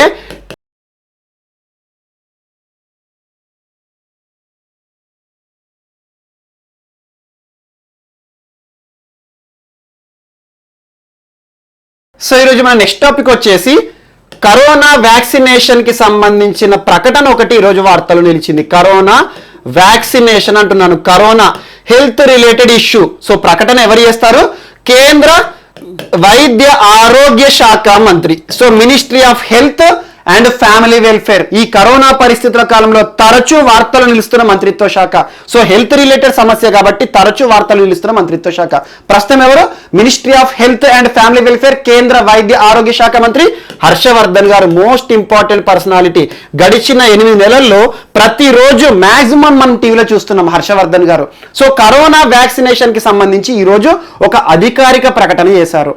అతి త్వరలో భారతదేశంలో కేంద్ర ప్రభుత్వం వ్యాక్సినేషన్ పనులను ప్రారంభించబోతుందట. So vaccination most important. Vaccination అంటే ఏంటి? ప్రతి పౌరుడికి కూడా ఇక వ్యాక్సిన్ ఇస్తారన్నట్టు. అలాంటి వ్యాక్సినేషన్ కి సంబంధించి కొన్ని అంశాలను ప్రస్తావించడం జరిగింది. సో ఈ వ్యాక్సినేషన్ అనేది ప్రాధాన్యతను అనుసరించి చేస్తారంట. ప్రాధాన్యత, సో ప్రిఫరెన్స్ ఆధారంగానే వ్యాక్సినేషన్ అనేది ఒక్కొక్క వ్యక్తికి ఇస్తారంట. ఆ ప్రిఫరెన్స్ కోసం ఏ సోర్స్ తీసుకోబోతున్నారంటే poll roll data. Poll roll data most important. So poll roll data అంటే ఏంటంటే వాడుక భాషలో ఓటరు జాబితా. ఓటరు జాబితా గడిచిన ఎన్నికలు ఉన్నాయి. ఎగ్జాంపుల్ 2019లో దేశవ్యాప్తంగా జరిగిన సార్వత్రిక ఎన్నికలు ఉన్నాయి, లోక్సభ ఎన్నికలు ఉన్నాయి. ఆ లోక్సభ ఎన్నికల్లో ఓటరు జాబితా ఉంటుంది. ప్రతి నియోజకవర్గానికి సంబంధించి ఆ నియోజకవర్గంలో ఎవరెవరు నివసిస్తున్నారు, వారి పేరేంటి, వారి వయస్సు ఏంటి, ఇవన్నీ ఉంటాయి. సో అలా ఓటరు జాబితాని ప్రామాణికంగా తీసుకొని అక్కడి నుండి ప్రిఫరెన్స్ ఆధారంగా ఒక్కొక్క సబ్ లిస్ట్ ని తయారు చేస్తారంట. ఎగ్జాంపుల్ ఏం చేస్తారంటే ఓటరు జాబితాలో 50 సంవత్సరాల పైబడిన వారు ఎవరైతే ఉంటారో వారందరినీ కూడా ఫస్ట్ తీసుకుంటారు. వారందరినీ ఒక లిస్ట్ రూపంలో తయారు చేస్తారు. అందులో నుండి మరొక లిస్ట్ తయారు చేస్తారు. సో 50 పైబడిన వారు అంటే ఇందులో 80 సంవత్సరాల పైబడిన వారు ఉంటారు, 70 సంవత్సరాల పైబడిన వారు ఉంటారు, 60 సంవత్సరాల పైబడిన వారు ఉంటారు. సో వీరందరూ ఎవరైతే ఉంటారో ఏజ్ ఆధారంగా ఒక్కొక్క ప్రిఫరెన్స్ తయారు చేస్తారు. అంటే ముందుగా ఎవరికి ఇస్తారు? ఎవరైతే వృద్ధులు ఉన్నారో 80 ఇయర్స్ ఉన్నారో వారికి ఫస్ట్ వ్యాక్సిన్ డోస్ ఇస్తారు అన్నట్టు. ఆ తర్వాత వారు ముగియగానే 70 ఇయర్స్. సో ఈ ఏజ్ ఆధారంగా ప్రిఫరెన్స్ ఆధారంగా వ్యాక్సినేషన్ ఇస్తాము. అందుకోసం సోర్స్ గా పోల్ రోల్ డాటాని తీసుకోబోతున్నాం అని చెప్పారు. So most important. ఎందుకంటే ఓటరు జాబితాను అనుసరించి అందులో ఏజ్లు ఉంటాయి. సో ఆ ఏజ్ ఆధారంగా ఎందుకు మరి పెద్దవారికే ముందుగా ఇస్తున్నారంటే ప్రస్తుతం కరోనా ప్రభావం తరచూ మనం చూస్తున్నాం. ఎక్కువగా ఎవరిపైన ప్రభావాన్ని చూపిస్తోంది? సో వృద్ధులపైన. సో అలా వృద్ధులకి మొదటి విడతగా వ్యాక్సిన్ ఇస్తారు. అండ్ ఇక్కడ ఇంకొక అంశం, వృద్ధుల కంటే ముందుగా ఎవరికి ఇస్తారంటే హెల్త్ వర్కర్స్ ఇస్తారు. సో హెల్త్ వర్కర్స్ ఎవరైతే వైద్య సిబ్బంది ప్రస్తుతం సివియర్ గా కరోనా వ్యాధితో బాధపడే వారు ఎవరైతే ఉంటారో ట్రీట్మెంట్ ఇవ్వడానికి హెల్త్ వర్కర్స్ చేస్తున్న కృషి మనం తరచూ చూస్తున్నాం. చాలా మంది హెల్త్ వర్కర్స్ కూడా ట్రీట్మెంట్ ఇస్తూ కరోనా వ్యాధి బారిన పడ్డారు. సో అలా హెల్త్ వర్కర్స్ కి ఫస్ట్ ఇస్తారంట. ఆ తర్వాత ఏజ్ ఆధారంగా వీళ్ళందరికీ ఇస్తారు. సో హెల్త్ వర్కర్స్ కి ఫ్రంట్ లైన్ వారియర్స్ ఎవరైతే ఉన్నారో వారందరికీ మొదటి విడతగా వ్యాక్సిన్ ఇచ్చిన తర్వాత ఏజ్ ఆధారంగా భారతదేశంలోని ప్రజలు ఎవరైతే ఉంటారో వారందరికీ కూడా ఏజ్ ఆధారంగా వ్యాక్సినేషన్ పనులని ప్రారంభించబోతున్నాం అని చెప్పేసి ఒక ప్రకటన చేశారు. So most important. సో అలా వ్యాక్సినేషన్ సంబంధించి ఏ డేటా ఆధారంగా ప్రాధాన్యతను అనుసరించబోతున్నారంటే పోల్ రోల్ డాటా. మన వాడుక భాషలో చెప్పాలంటే ఓటరు జాబితా. అండ్ ఇక్కడ ఇంకొకటి సాంకేతికతను కూడా ఈ వ్యాక్సినేషన్ కార్యక్రమాల్లో వాడబోతున్నారు. సాంకేతిక అంటే మీకు ఒక్కటే గుర్తుకురావాలి. ఇటీవల లాస్ట్ 2 days బ్యాక్ ఒక అంశాన్ని చెప్పాను. ఆల్మోస్ట్ 1 week అయింది. సో కేంద్ర వైద్య ఆరోగ్య శాఖ మంత్రి వారు ఒక యాప్ ని లాంచ్ చేశారని చెప్పాను. So CoWIN most important CoWIN. So CoWIN app ని విడుదల చేశారు, కోవిన్ పోర్టల్ విడుదల చేశారు. సో రానున్న వ్యాక్సినేషన్ పనులు ఏవైతే ఉంటాయో ఈ కోవిన్ పోర్టల్ ద్వారానే జరుగుతాయి. వ్యాక్సినేషన్ సంబంధిత అంశాలన్నీ కూడా ఇందులో పొందుపరుస్తారు. రిజిస్ట్రేషన్ నుండి వ్యాక్సిన్ ఇచ్చే వరకు కూడా, పంపిణీ వరకు కూడా అని చెప్పేసి కేంద్ర వైద్య ఆరోగ్య శాఖ మంత్రి వారు ఇటీవల విడుదల చేశారని చెప్పాను కదా అది. అండ్ ఇటీవల ఇంకొక అంశాన్ని కూడా ఇక్కడ యాడ్ చేసుకోండి. ఇటీవల ఇండియా వర్చువల్ మొబైల్ కాంగ్రెస్ జరిగింది. సో మొబైల్ కాంగ్రెస్ లో భారత ప్రధాని నరేంద్ర మోదీ గారు ఒక అంశాన్ని ప్రస్తావించారు. సో రానున్న కరోనా వ్యాక్సినేషన్ పనులలో కూడా సాంకేతికతను వాడబోతున్నామన్నారు. ఆ మరుసటి రోజే కోవిన్ యాప్ ని లాంచ్ చేశారు. సో ఇదంతా మనం చూసాము. సో అలా CoWIN app Covid vaccine intelligence network ఆధారంగా వ్యాక్సినేషన్ పనులను పూర్తి చేస్తామని చెప్పేసి ఒక అంశాన్ని ప్రస్తావిస్తారు. సో ఇందులో మొత్తంలో సారాంశంలో గుర్తుంచుకోవాల్సిన ఏంటంటే, సో వ్యాక్సినేషన్ అనేది ప్రాధాన్యత ఆధారంగా ఎవరైతే ఉంటారో వయస్సు ఆధారంగా వ్యాక్సిన్ అనేది ముందుగా ఇస్తారు. అందులో ఎవరైతే పెద్ద వయసు వారు ఉంటారో వారికి ఇస్తారు. సో ఎవరెవరికి వయసు ఏ రకంగా ఉంటుందో ఎక్కడెక్కడ నివసిస్తారో ఎలా తెలుస్తుంది? సో ఓటర్ జాబితా ఉంటుంది కదా, ఆ ఓటర్ జాబితాలో మన అడ్రస్, మన ఏజ్, మన పేరు ఉంటుంది. కాబట్టి ఈ ఓటర్ జాబితా నుండి సో ఎవరెవరికి ఏ రకంగా వ్యాక్సిన్ ఇవ్వాలని చెప్పేసి ఒక డేటాను రెడీ చేస్తామని చెప్పేసి ఈరోజు ఒక అంశాన్ని ప్రస్తావించారు. మరి ఇందులో సాంకేతికతను వాడుకోవడానికి కోవిన్ అనే టెక్నాలజీ ఏదైతే యాప్ ఉంటుందో దాన్ని వాడుకోబోతున్నాం అని చెప్పేసి కేంద్ర వైద్య ఆరోగ్య శాఖ మంత్రి వారు ఈరోజు ప్రస్తావించడం జరిగింది. So most important. సో అలా ఈరోజు వ్యాక్సినేషన్కి కూడా టెక్నాలజీని మనం వాడుతున్నాం. సో ఇందులో భాగంగా ఈ రెండు అంశాలను గుర్తుంచుకోండి. అండ్ కరోనాకి సంబంధించి ఇటీవల జరిగిన అంశాలు ఏవైతే ఉన్నాయో వాటన్నిటి కూడా మనం చర్చిస్తున్నాం, ఒకే దగ్గర లింక్ చేసుకోండి. అండ్ ఇటీవల కొన్ని మిస్లేనియస్ అంశాలు ఇక్కడ యాడ్ చేసుకోండి. అదేంటంటే యూనిసెఫ్. సో యూనిసెఫ్ ఒక రిపోర్ట్ని విడుదల చేసింది ఇటీవల. అదేంటంటే ఫండమెంటల్స్ ఫస్ట్ అనే పేరుత fundamentals first universal water hygiene sanitation అనే ఒక రిపోర్ట్ని విడుదల చేసింది. ఆ రిపోర్ట్లో ఏం చెప్పారంటే ప్రస్తుతము 1.8 బిలియన్ పీపుల్ మినిమం వాష్ ప్రొవిజన్స్ లేవట. సో వాష్ ప్రోగ్రామ్ గురించి తరచూ మీకు చెప్తున్నాను. ఇటీవలే ఆంధ్రప్రదేశ్, తెలంగాణ, కర్ణాటక ఈ 3 రాష్ట్రాల్లో కూడా వాష్ కార్యక్రమం ప్రారంభమైందని చెప్పాను. సో వాష్ అంటే ఏంటి? Water, sanitation, hygiene. సో ఈ 3 గుర్తుంచుకోండి. సో అలా ప్రపంచవ్యాప్తంగా దాదాపు 1.8 బిలియన్ పీపుల్ ప్రస్తుతం కరోనా పరిస్థితుల కాలంలో మనం తరచూ చేసే పని శుభ్రంగా చేతులను కడుక్కోవడం. సో చేతులు కడుక్కోవడానికి నీరు లేవు, శానిటేషన్ ఉండాలి. ఎక్కడైనా కూడా చూడండి, ఒక ప్రాంతంలోకి మనం వెళ్తున్నామంటే పబ్లిక్ ఎక్కువ రద్దీ ఉండే ప్రాంతాలకు వెళ్తున్నామంటే బస్ ఎక్కాలన్నా ట్రైన్ ఎక్కాలన్నా కూడా శానిటేషన్ చేస్తున్నారు. సో అలా శానిటేషన్ సౌకర్యాలు పొందలేక, చేతులు కడుక్కోవడానికి నీళ్లు లేక ఇలాంటి సమస్యను ఇబ్బంది పడుతున్న వారు ఆల్మోస్ట్ 1.8 బిలియన్ పీపుల్ అని చెప్పేసి యూనిసెఫ్, సో ఐక్యరాజ్య సమితి అనుబంధ సంస్థ అయిన యూనిసెఫ్ ఇటీవల ఒక రిపోర్ట్ విడుదల చేసింది. Fundamentals first, so universal water hygiene sanitation అనే ఒక రిపోర్ట్ పేరిట సో ప్రస్తుతం ప్రపంచంలో ఎంతమంది కనీస సౌకర్యాలు కరోనా పరిస్థితుల కాలంలో తీర్చుకోలేకపోతున్నారని చెప్పేసి ఒక అంశాన్ని ప్రస్తావించారు. సో ఇది ఒక్కటి గుర్తుంచుకోండి ఫిగర్. 1.8 బిలియన్ పీపుల్ ప్రస్తుతము ఎలాంటి సౌకర్యాలు, సో పరిశుభ్రత వాతావరణం అనేది పొందలేకపోతున్నారని చెప్పేసి ఒక అంశాన్ని ప్రస్తావించడం జరిగింది. సో ఇందులో ఇంకొక అంశాన్ని యాడ్ చేసుకుని ఇటీవల WHO ఆధ్వర్యంలో ఒక సమ్మిట్ జరిగింది. ప్రపంచ దేశాల మధ్యలో సమ్మిట్ జరిగింది. అదేంటంటే లివింగ్ ద ఫస్ట్ అని చెప్పేసి ఒక సమ్మిట్ జరిగింది. సో అదంతా అవసరం లేదు. అందులో భారత ప్రభుత్వము $2 మిలియన్ ని COVID-19 పరిస్థితుల కాలంలో విడుదల చేస్తున్నామని చెప్పేసి ఒక అంశం వార్తలో నిలిచింది. సో ఇది ఒక మిస్లేనియస్ పాయింట్, దాని గురించి అడగకపోవచ్చు. కానీ వాష్ సౌకర్యాల గురించి మాత్రం చూడండి. ప్రపంచవ్యాప్తంగా 1.8 billion people minimum amenities, minimum provisions లేక ఇబ్బంది పడుతున్నారని చెప్పేసి ఇటీవల యూనిసెఫ్ ఫండమెంటల్స్ ఫస్ట్ అని ఒక రిపోర్ట్లో చెప్పడం జరిగింది. సో ఇది ఒకటి ఇంపార్టెంట్. అండ్ నెక్స్ట్ ఈరోజు మరొక అంశము. ఈరోజు ఒక ఒప్పందం వార్తలో నిలిచింది. Confederation of Indian industries, most important, పేరులోనే ఉంది. కన్ఫెడరేషన్ ఆఫ్ ఇండియన్ ఇండస్ట్రీస్ కి మరియు అమెజాన్ సంస్థకి మధ్యలో ఒక ఒప్పందం కుదిరింది. Amazon and confederation of Indian industries. Indian industries అంటే ఏంటి? సో పరిశ్రమల రంగానికి సంబంధించింది. అమెజాన్ అంటేనే ప్రపంచవ్యాప్తంగా మనకు గుర్తుకు రావాల్సింది ఈ కామర్స్ సంస్థ. సో ఈ కామర్స్ అంటే మనకి ఏదైతే ఉంటుందో ఆన్లైన్ పోర్టల్ ద్వారా వస్తు రవాణా చేయడంలో దిగ్గజ సంస్థ. సో అలా ప్రపంచవ్యాప్తంగా అమెజాన్ సంబంధించి ప్రపంచవ్యాప్తంగా బ్రాంచెస్ ఉన్నాయి. ఇటీవల అమెజాన్ భారతదేశంలోనే మొట్టమొదటిసారి ఒక అంశంతో వార్తలు నిలిచింది. వెస్ట్ బెంగాల్ రాష్ట్ర ప్రభుత్వం అమెజాన్ సంస్థతో కుదుర్చుకున్న ఒప్పందం సో ఆన్లైన్ మద్య విక్రయాలతో వార్తలు నిలిచింది. సో అమెజాన్ అనగానే మనకు జెఫ్ బెజోస్, సో చాలా సంస్థలు ఉన్నాయి తనకి. బ్లూ ఆరిజిన్ ఒక అంతరిక్ష ప్రయోగాల సంస్థ కానివ్వండి, జెఫ్ బెజోస్కి సంబంధించిన అమెజాన్ సంస్థ, సో ఒక లార్జెస్ట్ ఈ కామర్స్ సంస్థ. సో ఈ కామర్స్ సంస్థకి కన్ఫెడరేషన్ ఆఫ్ ఇండియన్ ఇండస్ట్రీస్కి కుదిరిన ఒప్పందం యొక్క సారాంశం ఏంటంటే దాదాపు భారతదేశంలోని 10 రాష్ట్రాలకు ఈ కామర్స్ సౌకర్యాలు ప్రొవైడ్ చేయాలి ఎంఎస్ఎంఈ రంగాన్ని ఉద్దేశించి.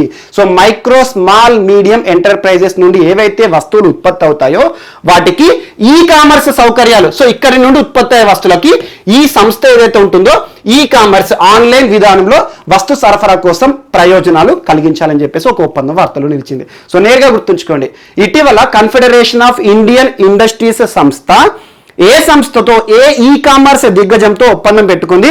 దాదాపు 10 రాష్ట్రాల్లో 10కి పైగా రాష్ట్రాల్లో ఏవైతే చిన్న చిన్న పరిశ్రమలు ఉంటాయో అక్కడి నుండి ఉత్పత్తి అయిన వస్తువులకి సో ఆన్లైన్ సరఫరా, ఆన్లైన్ రవాణా సంబంధిత అంశంతో వార్తలు నిలిచింది అంటారు. సో అమెజాన్ సంస్థకి కన్ఫెడరేషన్ ఆఫ్ ఇండియన్ ఇండస్ట్రీస్ కి మధ్యలో కుదిరిన ఒప్పందం. సో ఇదొకటి గుర్తుంచుకోండి నేరుగా. సో అలా ఈ కామర్స్ సంస్థతో పరిశ్రమల రంగం ఒక ఒప్పందంతో వార్తలు నిలిచింది. అండ్ నెక్స్ట్ ఈరోజు మరొక అంశం, సో హిమగిరి అనే ఒక యుద్ధ నౌక వార్తలో నిలిచింది. యాక్చువల్లీ ఇది నిన్నటి అంశం. సో హిమగిరి మోస్ట్ ఇంపార్టెంట్, భారతదేశంలో మొట్టమొదటి స్టెల్త్ యుద్ధ నౌక. సో P-17 ప్రాజెక్ట్ లో భాగంగా హిమగిరి అనే యుద్ధ నౌకను స్టెల్త్ యుద్ధ నౌక, స్టెల్త్ అంటే ఏంటంటే మోడర్నైజ్డ్ అన్నట్టు, స్టెల్త్ యుద్ధ నౌకను ఏ సంస్థ తయారు చేసింది అంటే garden reach ship builders limited. So garden reach ship builders limited తయారు చేసిన హిమగిరి యుద్ధ నౌక ప్రస్తుతం మనం చూస్తున్నాము. తరచూ రక్షణ రంగానికి సంబంధించి చాలా యుద్ధ నౌకలు జల ప్రవేశం చేయడం, ఇటీవల చాలా అంశాలు మీకు చెప్పాను. సో అలా హిమగిరి యుద్ధ నౌక ఇటీవల ఏ నదీ జలాల్లో లేకపోతే ఏ జలాల్లో ప్రవేశం చేసింది అంటారు. సో హుగ్లీ నదిలో జల ప్రవేశం చేసింది నిన్నటి రోజున. ఎవరు చేశారంటే సో బిపిన్ రావత్ గారు, మన అందరికీ తెలుసు, CDS chief of defence services, defence staff, మనకి త్రివిధ దళాలకి సంబంధించి అత్యున్నత అధికారి. సో ఈ 3 రంగాలు ఏవైతే ఉంటాయో వైమానిక రంగము, రక్షణ రంగానికి సంబంధించి ఆర్మీ మరియు నేవీ, ఈ త్రివిధ దళాలు కూడా రక్షణ రంగానికి సంబంధించి చాలా ఇంపార్టెంట్. ఈ 3 రంగాలను కూడా ఒక వ్యక్తి ఆధీనంలో ఒకే నియంత్రణ వ్యవస్థలోకి తీసుకొచ్చి కేంద్ర ప్రభుత్వం గడిచిన సంవత్సరంలో సిడిఎస్ అనే ఒక సర్వీస్ ని రూపొందించింది. సో ప్రస్తుతం సిడిఎస్ సో త్రివిధ దళాలు, రక్షణ దళాలకి సంబంధించి మోస్ట్ ఇంపార్టెంట్. సో 3 దళాలు కూడా ఇతని ఆధ్వర్యంలో పనిచేస్తాయి, navy, air force, army.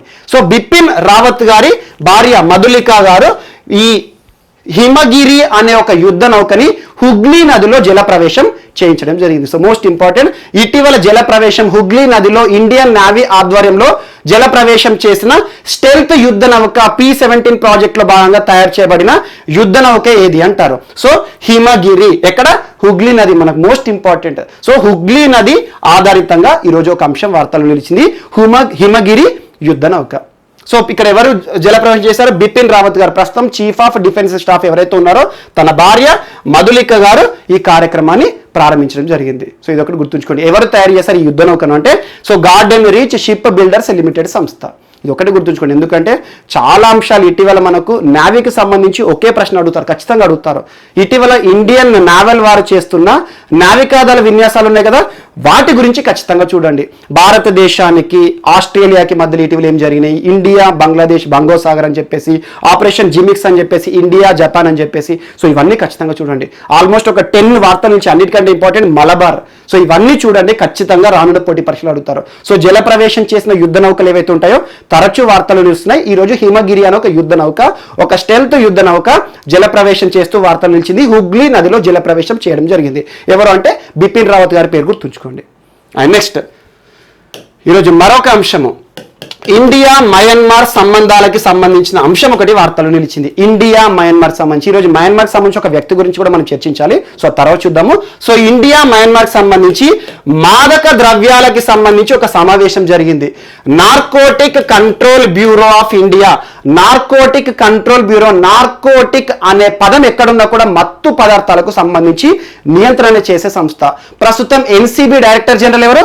Rakesh Asthana గారు, మోస్ట్ ఇంపార్టెంట్, అంతకుముందు రక్షణ రంగంలో పనిచేశారు. సో రాకేష్ ఆస్థానా గారు ఎన్సిబి డైరెక్టర్ జనరల్ గా ఉన్నారు. సో ఎన్సిబి ఆఫ్ ఇండియా మరియు మయన్మార్ కి సంబంధించి central committee on drug control and abuse అనే ఒక సంస్థ ఉంటుంది. సో మయన్మార్ కి సంబంధించి మనకు సంస్థ గుర్తుపెట్టుకోండి. సో మయన్మార్ కి సంబంధించి మాదక ద్రవ్యాలను నియంత్రించే సంస్థ ఏదైతే ఉంటుందో ఆ సంస్థకి భారతదేశానికి సంబంధించి దేశవ్యాప్తంగా కూడా మనకి ముఖ్యంగా మత్తు పదార్థాలు కానివ్వండి, డ్రగ్స్ కి సంబంధించి ఎగుమతులు దిగుమతులను నియంత్రణ చేయడము, సో యువత డ్రగ్స్ బారిన పడకుండా వారిని అప్రమత్తం చేయడం కానివ్వండి, నార్కోటిక్ కంట్రోల్ బ్యూరో భారతదేశంలో మాదక ద్రవ్యాల నియంత్రణకు సంబంధించి అత్యున్నత సంస్థ. సంస్థ. అలా 2 దేశాలకి సంబంధించిన సంస్థల మధ్యలో ఒక ఒప్పందం జరిగింది. అదేంటంటే 2 దేశాలు కూడా మాదక ద్రవ్యాల అక్రమ రవాణా విషయంలో సమాచారం మార్పిడి చేసుకోవాలి. సో 2 దేశాలు కూడా కలిసి ముందుకు రావాలి. సో ఏ దేశాన్నైనా కూడా పట్టి పీడించే సమస్యలు కొన్నే.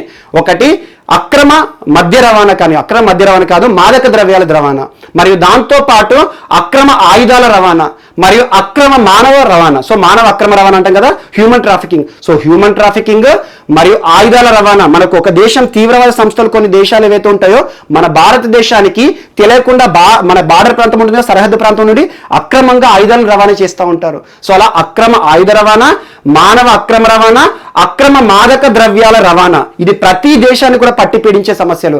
అందులో ఒకటైన మాదక ద్రవ్యాలకు సంబంధించి ఇండియా మయన్మార్. ఎందుకు ఇండియా మయన్మార్ అంటానంటే మన బార్డర్ దేశం. సో అలా బార్డర్ సరిహద్దు పంచుకుంటుంది కాబట్టి ఈ 2 దేశాల విషయంలో మాదక ద్రవ్యాల సరఫరా విషయంలో, రవాణా విషయంలో నియంత్రణ చర్యలు తీసుకోవాలని చెప్పేసి ఒక మీటింగ్ జరిగింది వర్చువల్గా. సో భారతదేశం నుండి ప్రస్తుతం డైరెక్టర్ జనరల్ ఆఫ్ ఎన్సిబి ఎవరు, రాకేష్ ఆస్థానా గారు ఈ అంశాలన్నింటి కూడా ప్రస్తావించారు. సో ఇండియా మయన్మార్ ప్రస్తుతం ఇప్పటి నుండి 2 దేశాలు కూడా పరస్పరంగా సమాచార మార్పిడి చేసుకుంటాయి. ఎట్ ద సేమ్ టైం మాదక ద్రవ్యాల అక్రమ రవాణాని 2 దేశాలు కలిసి పోరాడతాయి. ఇది ఒక అంశం ఈరోజు వార్తల్లో నిలిచింది. అండ్ నెక్స్ట్ ఈరోజు మరొక అంశము. సో జస్ట్ ఇది బ్యాంకింగ్ లో మాత్రం అడుగుతారు, నేరుగా బిట్టు గుర్తుంచుకోండి. ఇటీవల RBI automated bank note processing centre ఎక్కడ ఏర్పాటు చేసింది, ఏ రాష్ట్రంలో అంటారు. So automated bank note processing centre. So Jaipur అనగానే మనకు రాజస్థాన్ గుర్తుకు రావాలి. So automated bank note processing centre ఇటీవల ఆర్బీఐ ఏ రాష్ట్రంలో ఏర్పాటు చేసింది, దాని యొక్క ఉద్దేశం ఏంటంటే ఇది మనకు మనీ సర్క్యులేషన్ సంబంధించి నోట్లు ఉంటాయి కదా.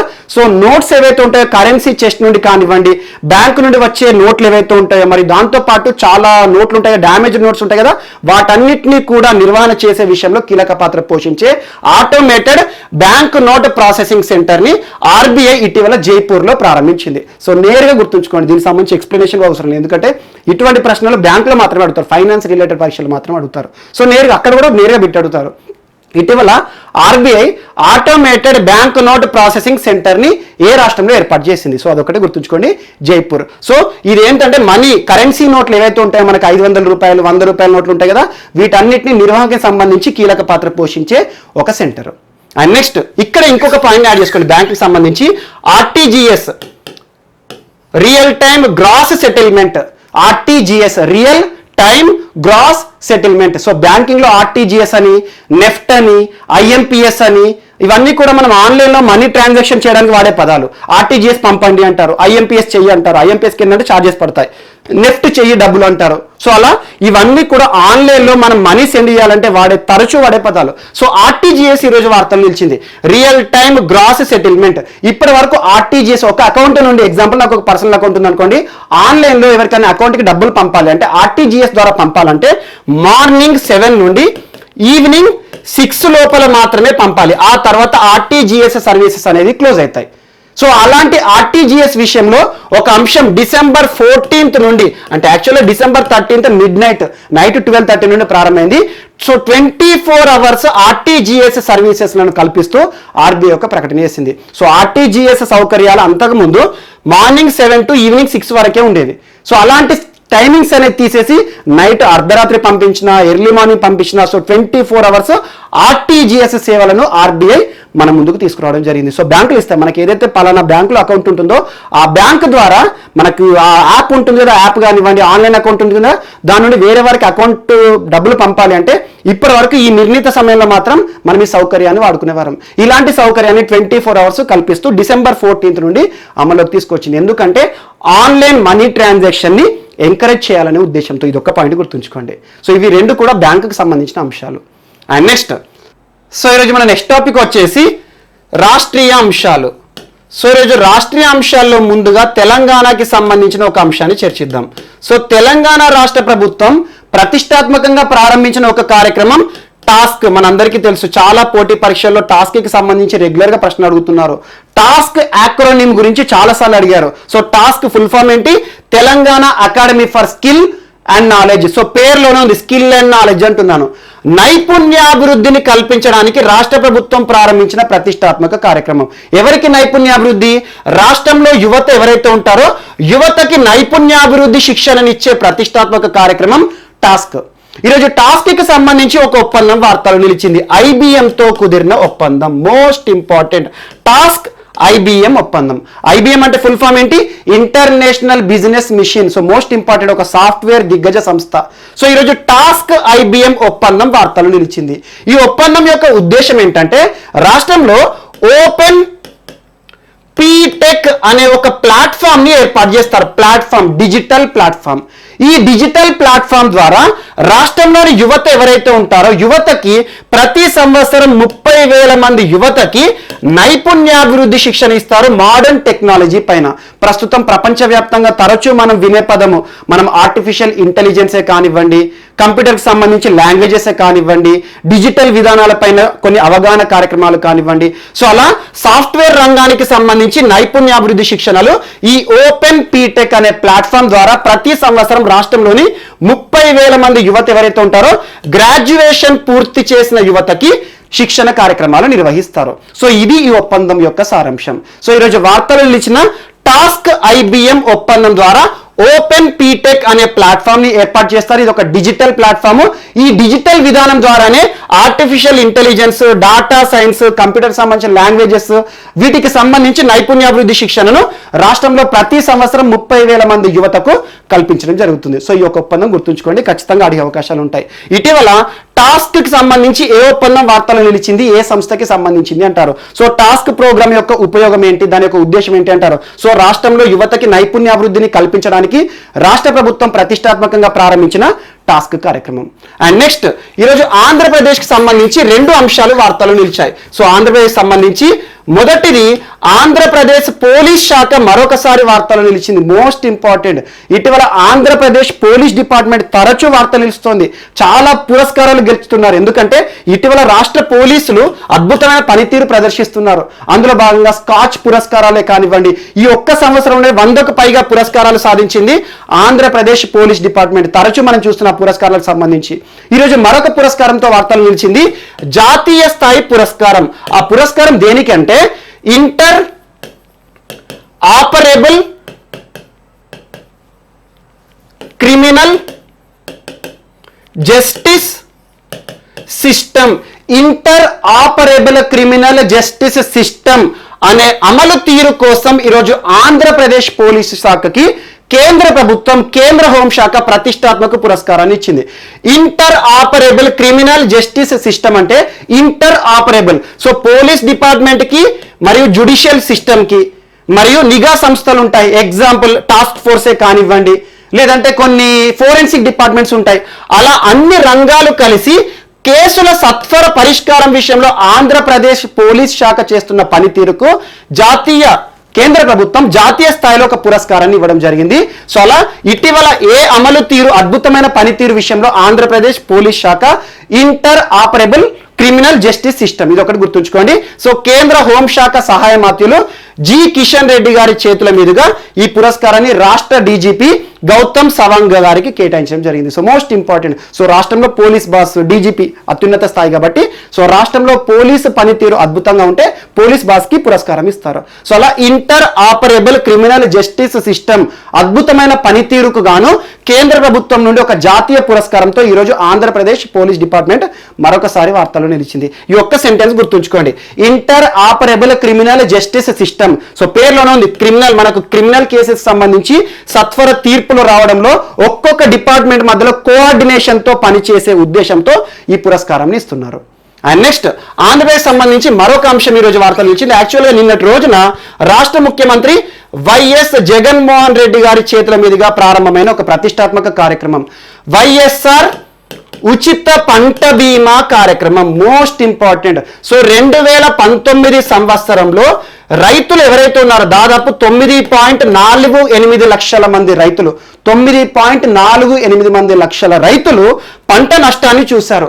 చాలా మనకి రాష్ట్రంలో వచ్చిన వరదలే కానివ్వండి, ఏదైనా కానివ్వండి. సో అలా రైతులని ఉద్దేశించి ఒక ఉచిత పంట బీమాకి సంబంధించి 12,052 కోట్ల రూపాయలు రాష్ట్ర ప్రభుత్వం విడుదల చేసింది. ఈ నిధులన్నీ నేరుగా రైతు అకౌంట్లోకి జమ అవుతాయని చెప్పేసి వైఎస్ఆర్ ఉచిత పంట బీమా పథకాన్ని నిన్న రాష్ట్ర ముఖ్యమంత్రి ప్రారంభించడం జరిగింది. సో ఏదైతే ఉంటుందో బీమా అంటున్నాను, ఇన్సూరెన్స్. సో ఎగ్జాంపుల్ మనకు లైఫ్ బీమా అన్నాం అనుకోండి, మనకి ఏదైనా థ్రెట్ కానివ్వండి, ఏదైనా శాశ్వత అంగవైకల్యం కానివ్వండి, ప్రాణాలు కోల్పోయాం అనుకోండి, సో మన నామినీస్ ఎవరైతే ఉంటారో, మన డిపెండెంట్స్ ఎవరైతే ఉంటారో, ఫ్యామిలీ బ్రెడ్ విన్నర్ చనిపోతే వారికి వస్తాయి అన్నట్టు. సో అలా ఉచిత పంట బీమా అంటే ఈరోజు బీమా పొందాలి అంటే ప్రీమియం కట్టాలి. సో అలా ప్రీమియం కట్టే స్థాయిలో రైతులు లేరు. సో రైతుకు కావాల్సిన ప్రీమియం ఏదైతే ఉంటుందో బీమా రంగ సంస్థలకి ప్రభుత్వమే కడుతుంది. సో ఒకవేళ పంట కనుక పండించిన పంట నష్టమైందనుకోండి, ఆ నష్టం జరిగిన పంట విషయంలో ఎంతైతే నష్టం జరిగిందో వారి అకౌంట్లోకి నేరుగా ప్రభుత్వమే ఆ డబ్బును జమ చేస్తుంది. సో ఈ రకంగా వైఎస్ఆర్ ఉచిత పంట బీమా పథకం కూడా నిన్నటి రోజున రాష్ట్ర ముఖ్యమంత్రి వైఎస్ జగన్మోహన్ రెడ్డి గారు ప్రారంభించడం జరిగింది. సో ఇది ఒకటి గుర్తుంచుకోండి. బట్ ఇంతకుముందు చెప్పిన inter operable criminal justice system అన్నాను కదా, దాని గురించి రావచ్చు క్వశ్చన్, అదొకటి ఇంపార్టెంట్. అండ్ తెలంగాణకు సంబంధించి టాస్క్ ఐబిఎం ఒప్పందం చాలా ఇంపార్టెంట్. అండ్ నెక్స్ట్ ఈరోజు వార్తల్లో వ్యక్తులు.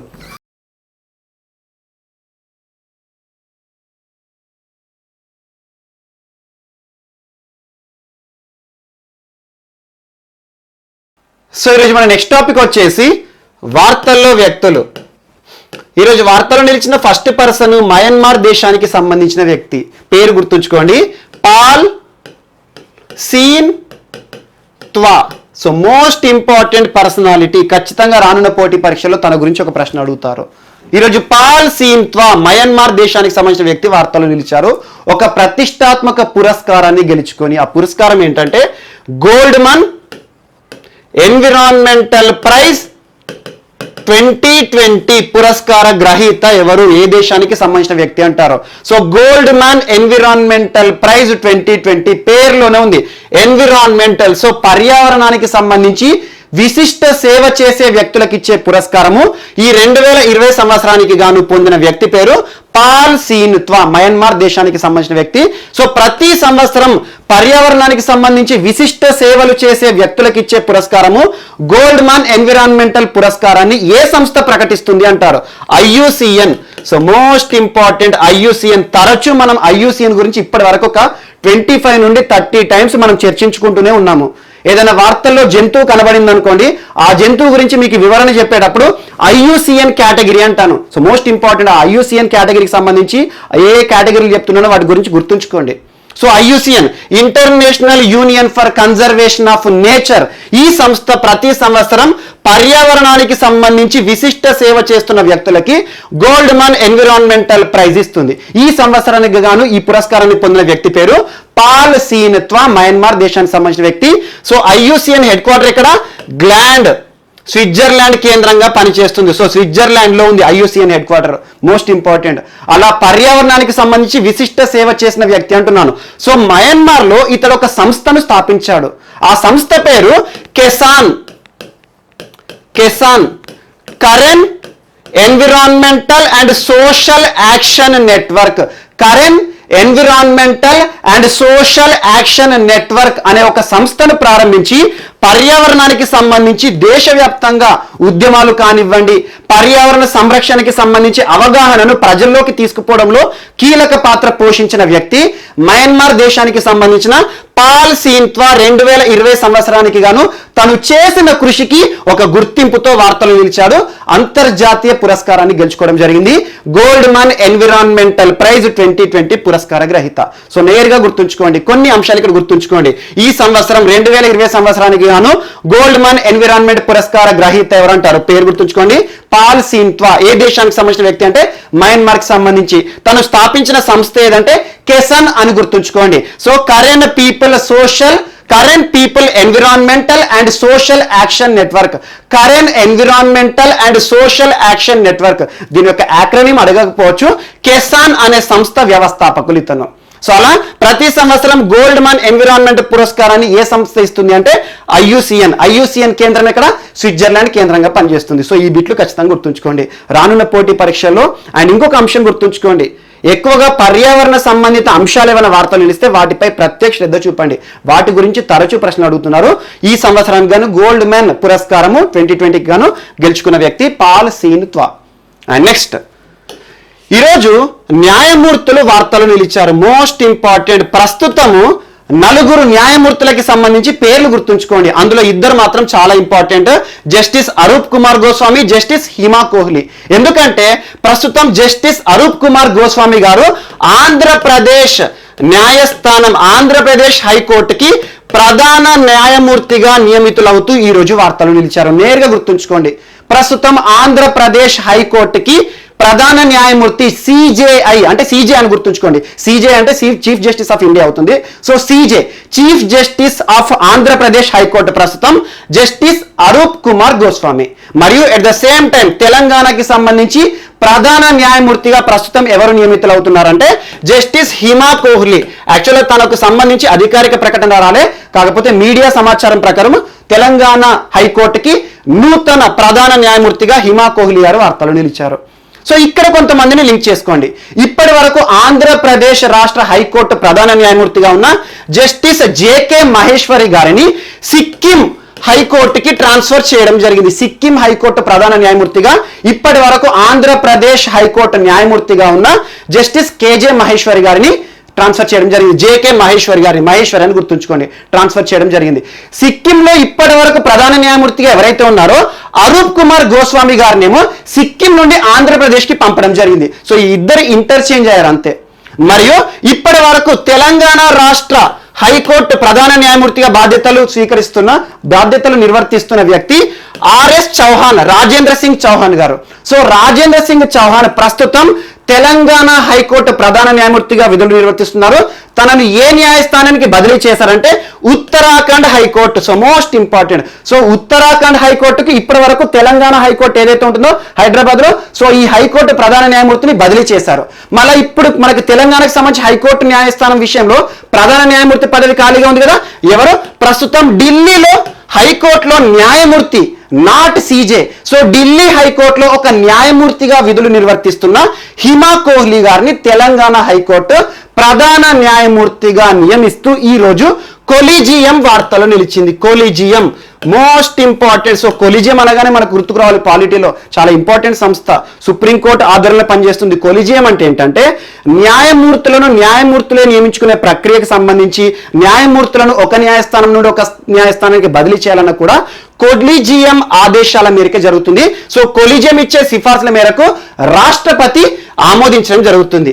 సో హైకోర్టు న్యాయమూర్తులను, హైకోర్టు ప్రధాన న్యాయమూర్తిని నియమించే అధికారము రాష్ట్రపతికి ఉంటుంది, కానీ కొలీజియం సిఫార్సుల మేరకు నియమిస్తారు. సో ఏ ఆర్టికల్, ఏ నిబంధన ఆధారంగా అంటారో ఆర్టికల్ 217 మోస్ట్ ఇంపార్టెంట్. సో 4 న్యాయమూర్తులు వార్తలు ఇచ్చారు కదా, వీరందరికీ సంబంధించిన ఆర్టికల్ రాజ్యాంగంలోని ఆర్టికల్ 217 మోస్ట్ ఇంపార్టెంట్. అదే సుప్రీంకోర్టు అంటే ఆర్టికల్ 124. సో ఆర్టికల్ 124 అంటే సుప్రీంకోర్టుకు సంబంధించిన న్యాయమూర్తులను, ప్రధాన న్యాయమూర్తులను నియమించడం అనేది రాష్ట్రపతి యొక్క అధికారం. అకార్డింగ్ టు విచ్ ఆర్టికల్ అంటారు ఆర్టికల్ 124. సో హైకోర్టు, దేశంలోని హైకోర్ట్స్ ఏవైతే ఉంటాయో ఈ హైకోర్టుకు సంబంధించిన నియామక ప్రక్రియ రాష్ట్రపతి చేస్తారు. ఏ నిబంధన ఆధారంగా అంటారు ఆర్టికల్ 217. సో మోస్ట్ ఇంపార్టెంట్ గుర్తుంచుకోండి. ఇటీవల న్యాయమూర్తులకు సంబంధించి తరచూ ఏదో ఒక అంశం వార్త నిలుస్తుంది. జస్ట్ 2 days బ్యాక్ ఉమ్మడి న్యాయస్థానం, ప్రస్తుతం జమ్మూ కాశ్మీర్కి లడఖ్కి కేంద్రపాలిత ప్రాంతాలే కదా, వీటి ఉమ్మడి న్యాయస్థానం వార్తలు నిలిచింది నూతన నియామకం విషయంలో. మరి ఇటీవల గుజరాత్ హైకోర్టు న్యాయమూర్తి ఒకరు మరణించారన్నారు ఉద్వాని గారు. మరి ఇటీవల తమిళనాడు మద్రాస్ హైకోర్టు న్యాయమూర్తులుగా ప్రమాణ స్వీకారం, దేశ చరిత్రలో, న్యాయ చరిత్రలో మొట్టమొదటిసారి ఒకే హైకోర్టులో 2 న్యాయమూర్తులుగా భార్యాభర్తలు ప్రమాణ స్వీకారం తీసుకున్నారు. సో వీరందరూ ఎవరైతే ఉన్నారో ఇటీవల కాలంలో న్యాయమూర్తుల వార్తలు ఇచ్చారు కదా, వారందరినీ లింక్ చేసుకోండి. So most important. ప్రస్తుతం ఈ 2 పేర్లు మాత్రం రాష్ట్రీయ స్థాయి మన పరీక్షలు ఉంటాయి కదా, ఇందులో అడుగుతారు. సో ఇప్పటి వరకు ఆంధ్రప్రదేశ్ హైకోర్టు న్యాయమూర్తిగా ఉన్న జేకే మహేశ్వరి గారినేమో సిక్కిం న్యాయస్థానానికి, సో సిక్కిం న్యాయస్థానానికి బదిలీ చేశారు కాబట్టి అక్కడ ఉన్న న్యాయమూర్తిని ప్రస్తుతం ఆంధ్రప్రదేశ్కి. మరియు తెలంగాణ హైకోర్టు ప్రధాన న్యాయమూర్తి ఆర్ఎస్ చౌహాన్, రాజేంద్ర సింగ్ చౌహాన్ గారినేమో ఉత్తరాఖండ్ న్యాయస్థానానికి. మరియు ప్రస్తుతం ఢిల్లీ హైకోర్టులో న్యాయమూర్తిగా విధులు నిర్వర్తిస్తున్న హిమా కోహ్లీ గారినేమో హైదరాబాద్ అంటే తెలంగాణ రాష్ట్ర హైకోర్టుకి ప్రధాన న్యాయమూర్తిగా బదిలీ చేస్తూ ఈరోజు కొలీజియం ఉత్తర్వులు జారీ చేసింది. సో ఇదొకటి గుర్తుంచుకోండి. సో రాష్ట్రపతి అధికారానికి సంబంధించి ఆర్టికల్స్ గుర్తుంచుకోండి. Article 217, article 124. అండ్ నెక్స్ట్ ఈరోజు మరొక వ్యక్తి ఖాదిర్, యుఏ ఖాదిర్. సో ఖాదిర్ అని గుర్తుంచుకోండి. యుఏ ఖాదిర్ ప్రముఖ మలయాళ రచయిత. సో కేంద్ర సాహిత్య అకాడమీ పురస్కారాన్ని కూడా గెలుచుకున్నారు. సో సాహిత్య అకాడమీ పురస్కారాన్ని గెలుచుకోవడం అంటే మామూలు విషయం కాదు. తను రాసిన ఒక నవల త్రికోట్టం పెరుమా, త్రికోట్టం పెరుమా, త్రికోట్టం పెరుమా అనే ఒక నవలకు గాను కేంద్ర ప్రభుత్వం తనను గుర్తించి కేంద్ర సాహిత్య అకాడమీ పురస్కారాన్ని కూడా ఇచ్చింది 2009 సంవత్సరంలో. ఈ రోజు మరణిస్తూ వార్తలు నిలిచారు యుఏ ఖాదిర్ గారు. సో ఎగ్జామ్ లో నేరుగా ఒక ప్రశ్న అడుగుతారు. ఇటీవల మరణించిన యుఏ ఖాదిర్ గారు ఏ రాష్ట్రానికి సంబంధించిన ప్రముఖ కవి సాహిత్య అకాడమీ పురస్కారాన్ని గెలుచుకున్నారంటారు. సో కేరళకి సంబంధించిన వ్యక్తి. తను రాసిన ఈ నవల గుర్తున్నా గుర్తు లేకపోయినా పెద్దగా టెన్షన్ తీసుకోకండి, ఎందుకంటే మరీ ఇంత డెప్త్గా అడగరు. కానీ కేరళ రాష్ట్రానికి సంబంధించి ఒక వ్యక్తి గురించి మాత్రం ఖచ్చితంగా అడుగుతారు. అకితం అచ్యుతన్ నంబూతిరి అని చెప్పేసి ఇటీవల 2 సార్లు చెప్పాను. అకితం అచ్యుతన్ నంబూతిరి తన గురించి మాత్రం ఖచ్చితంగా అడుగుతారు. ఈ 6 నెలల్లోనే 2 సార్లు వార్తలు నిలిచారు. ఒకటి సాహిత్య అకాడమీ పురస్కారం విషయంలో, ఒకటి మరణించి. సో మోస్ట్ ఇంపార్టెంట్, కేరళలో ఆదికవి అంటారు తనని. తన గురించి మాత్రం చూసుకోండి. సో ఈరోజు ఖాదిర్, సో సాహిత్య అకాడమీ పురస్కార గ్రహీత, ఈరోజు మరణిస్తూ వార్తలు నిలిచారు. ఒక ప్రముఖ మలయాళ కవి. ఇది ఒకటే గుర్తుంచుకోండి. అండ్ నెక్స్ట్ ఈరోజు మరొక వ్యక్తి రొడ్డం నరసింహ. రొడ్డం నరసింహ. సో ఎవరు అంటే ప్రముఖ శాస్త్రవేత్త, ఏరోస్పేస్ ప్రముఖ శాస్త్రవేత్త. ఏరోస్పేస్ అంటే ఏంటి? వైమానిక రంగానికి సంబంధించి ప్రముఖ శాస్త్రవేత్త. Indian institute of science Bengaluru కేంద్రంగా పనిచేస్తుంది కదా. చాలాసార్లు మనం ఇండియన్ ఇన్స్టిట్యూట్ ఆఫ్ సైన్సెస్ గురించి చూస్తూ ఉంటాం. బెంగళూరు కేంద్రంగా పనిచేస్తుంది. క్యూఎస్ వరల్డ్ ర్యాంకింగ్సే కానివ్వండి, ప్రపంచ అత్యున్నత ప్రమాణాలు పాటించే విద్యా సంస్థల గురించి చర్చించే ప్రతిసారి కూడా ఇండియన్ ఇన్స్టిట్యూట్ ఆఫ్ సైన్సెస్ గురించి మనం చర్చిస్తాం. సో అలా ఇండియన్ ఇన్స్టిట్యూట్ ఆఫ్ సైన్సెస్ లో 1962 నుండి 1999 వరకు పనిచేశారు. సో దేశవ్యాప్తంగా గుర్తింపు పొందిన ఒక ఏరోస్పేస్ సైంటిస్ట్ ఈరోజు మరణిస్తూ వార్తలు నిలిచారు. తన పేరు గుర్తుంచుకోండి, రొడ్డం నరసింహ. సో ఇదొక్కటి గుర్తుంచుకోండి. ఇటీవల వార్తలు నిలిచిన రొడ్డం నరసింహ. తను పొందిన పురస్కారం, తను పొందిన గుర్తింపు ఇక్కడ యాడ్ చేసుకోండి. So Padma Bhushan, Padma Vibhushan. So most important. Almost ఇక భారతరత్న ఉంటుంది కదా, భారతరత్న తర్వాత సెకండ్ ఉండేది పద్మ విభూషణ్. సో అలాంటి పురస్కారాన్ని కూడా గెలుచుకున్న ఒక గొప్ప ఏరోస్పేస్ సైంటిస్ట్. ఏరో అంటే ఏంటి? వైమానిక దళానికి సంబంధించిన ఒక ప్రముఖ శాస్త్రవేత్త ఈరోజు మరణిస్తూ వార్తలు నిలిచారు. So Indian institute of sciences బెంగళూరులో దాదాపు 30 సంవత్సరాలు విధులు నిర్వర్తించాడు. తనకంటూ ప్రత్యేక గుర్తింపు తెచ్చిన చాలా ప్రయోగాలు చేశాడు. ప్రపంచవ్యాప్తంగా గుర్తింపు పొందాడు. సో రొడ్డం నరసింహ అని పేరును గుర్తుంచుకోండి, సరిపోతుంది. తన పేరు గుర్తుకు రాగానే మనకు ఏరోస్పేస్ సైంటిస్ట్ అని గుర్తుకు రావాలి. అండ్ తను గెలుచుకున్న పురస్కారాలు, తను పొందిన పురస్కారాలు ఏంటంటే పద్మభూషణ్, పద్మ విభూషణ్, రొడ్డం నరసింహ. అండ్ నెక్స్ట్ ఈరోజు మరొక వ్యక్తి శ్రీపతి కాంచనాలే. కాంచనాలే, శ్రీపతి కాంచనాలే ఒక రెజ్లర్, భారతదేశంలో గుర్తింపు పొందిన రెజ్లర్. హింద్ కేసరి కూడా పొందాడు. హింద్ కేసరి అనే పదం ఎక్కడ వచ్చినా కూడా రెజ్లింగ్ రంగంలో ఒక విశిష్ట గుర్తింపు అన్నట్టు.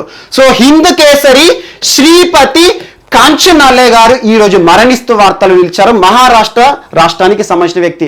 మహారాష్ట్ర ప్రభుత్వం కూడా తనకి శివాజీ ఛత్రపతి పురస్కారాన్ని ఇచ్చి సత్కరించింది. ఒక గొప్ప రెజ్లర్. సో ప్రపంచవ్యాప్తంగా కూడా భారతదేశానికి సంబంధించి గుర్తింపు తీసుకువచ్చిన ప్రముఖ రెజ్లింగ్ క్రీడాకారుడు ఈరోజు మరణిస్తూ వార్తలు నిలిచారు. నేరుగా గుర్తుంచుకోండి. ఇటీవల వార్తలు నిలిచిన శ్రీపతి కాంచనాలే గారు ఏ రాష్ట్రానికి సంబంధించిన వ్యక్తి, ఏ రంగంలో తనకంటూ ప్రత్యేక గుర్తింపు పొందాడంటే సో మహారాష్ట్రకి సంబంధించిన వ్యక్తి. రెజ్లింగ్ క్రీడ, సో ఇండియన్ రెజ్లింగ్ ఛాంపియన్షిప్ లో కానివ్వండి, ప్రపంచవ్యాప్తంగా కూడా చాలా టోర్నీలో పార్టిసిపేట్ చేశారు. సో అలా రెజ్లింగ్ లో తనకంటూ ప్రత్యేక గుర్తింపు పొందాడు. సో హింద్ కేసరిగా గుర్తింపు పొందిన శ్రీపతి గారు ఈరోజు మరణిస్తూ వార్తలు ఇచ్చారు. మహారాష్ట్ర ప్రభుత్వం కూడా ఛత్రపతి శివాజీ గారి పేరిట ఇచ్చే ప్రతిష్టాత్మక పురస్కారాన్ని ఆ రాష్ట్ర ప్రభుత్వం ఉంటుంది కదా, రాష్ట్ర ప్రభుత్వం ఇచ్చి తనని గౌరవించింది. సో మోస్ట్ ఇంపార్టెంట్ పర్సనాలిటీ, మహారాష్ట్రకు సంబంధించిన వ్యక్తే, కానీ దేశవ్యాప్తంగా గుర్తింపు పొందాడు. ఎందుకంటే హింద్ కేసరి అనే పదము రెజ్లింగ్ కి సంబంధించింది. సో ఆ బిరుదును ఎవరైతే పొందుతారో చాలా తక్కువ మంది ఉంటారు. సో ఈరోజు హింద్ కేసరి శ్రీపతి గారు మరణిస్తూ వార్తలు ఇచ్చారు. హింద్ కేసరి శ్రీపతి కాంచనాలే గారు. అండ్ నెక్స్ట్ ఈరోజు చక్ ఈగర్ ఈగర్. సో నేరుగా గుర్తుంచుకోండి, అడగొచ్చు అడగకపోవచ్చు, జస్ట్ గుర్తుంచుకోండి. ఏంటంటే 1947 సంవత్సరంలోనే అమెరికాకి సంబంధించి ఒక గొప్ప గుర్తింపు పొందిన pilot, so American pilot. So 1947 సంవత్సరంలోనే ధ్వని వేగాన్ని మించి విమానం నడిపి తనకంటూ ప్రత్యేక గుర్తింపు పొందిన ఒక అంతర్జాతీయ పైలట్ అనుకోండి. సో అమెరికన్ పైలట్ ఈరోజు మరణిస్తూ వార్తలు నిలిచారు, చక్ ఈగర్. సో పేరు గుర్తుంచుకోండి నేరుగా, చక్ ఈగర్ ఇటీవల వార్తలు నిలిచారు. ఏ దేశానికి సంబంధించిన వ్యక్తి, ఏ రంగంలో తనకంటూ ప్రత్యేక గుర్తింపు పొందారు అంటే అమెరికా పైలట్. 1947 సంవత్సరంలోనే విమానం నడపడంలో, ధ్వని వేగాన్ని మించి నడపడంలో తనకంటూ ప్రత్యేక గుర్తింపు పొందిన మొట్టమొదటి పైలట్ ఈరోజు మరణిస్తూ వార్తలు నిలిచారు. So Chuck eager.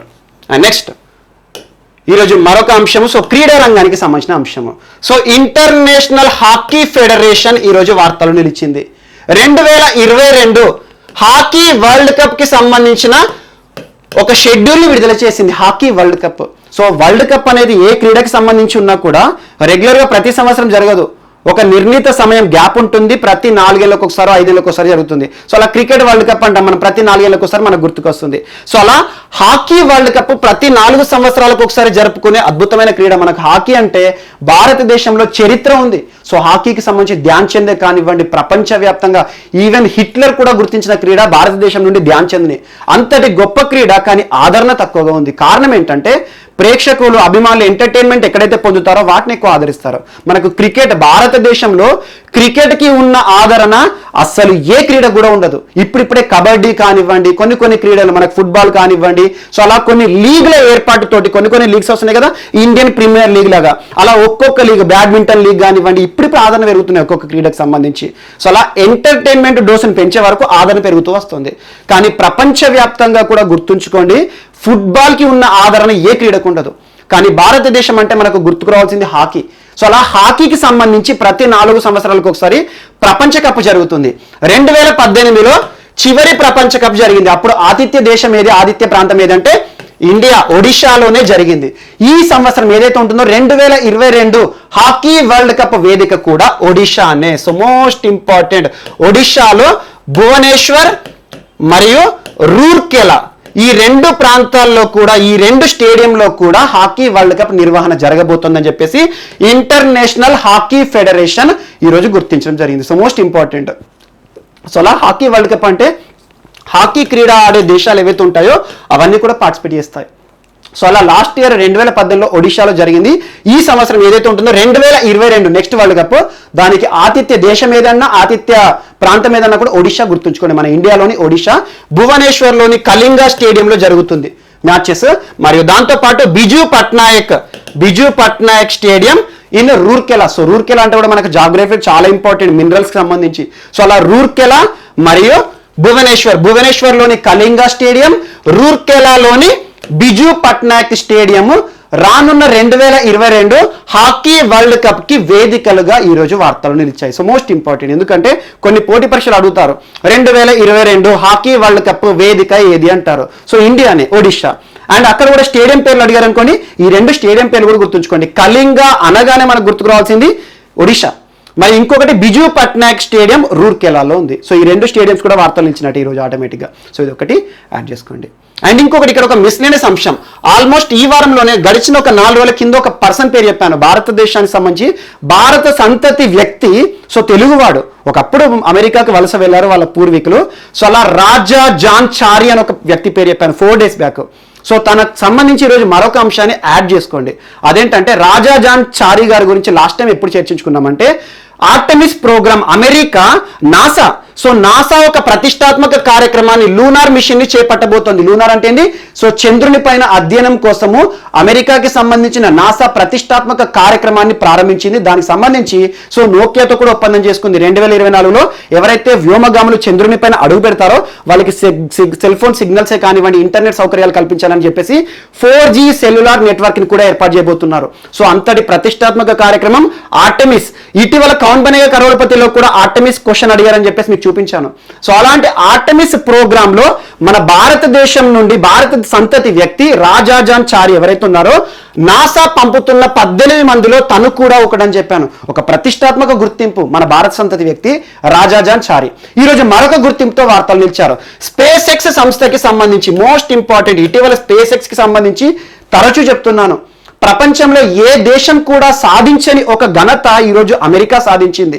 అలా ఎందుకు సాధించింది? ఏ అంశం అంటే, ఒక ప్రైవేట్ సంస్థ వ్యోమగాములను దేశంలో మొట్టమొదటిసారి ప్రపంచంలోనే ఒక ప్రైవేట్ సంస్థ వ్యోమగాములను అంతరిక్షంలోకి పంపింది. మనం డో హార్లీ, బాబ్ బెహంకన్ అని నేర్చుకున్నాము.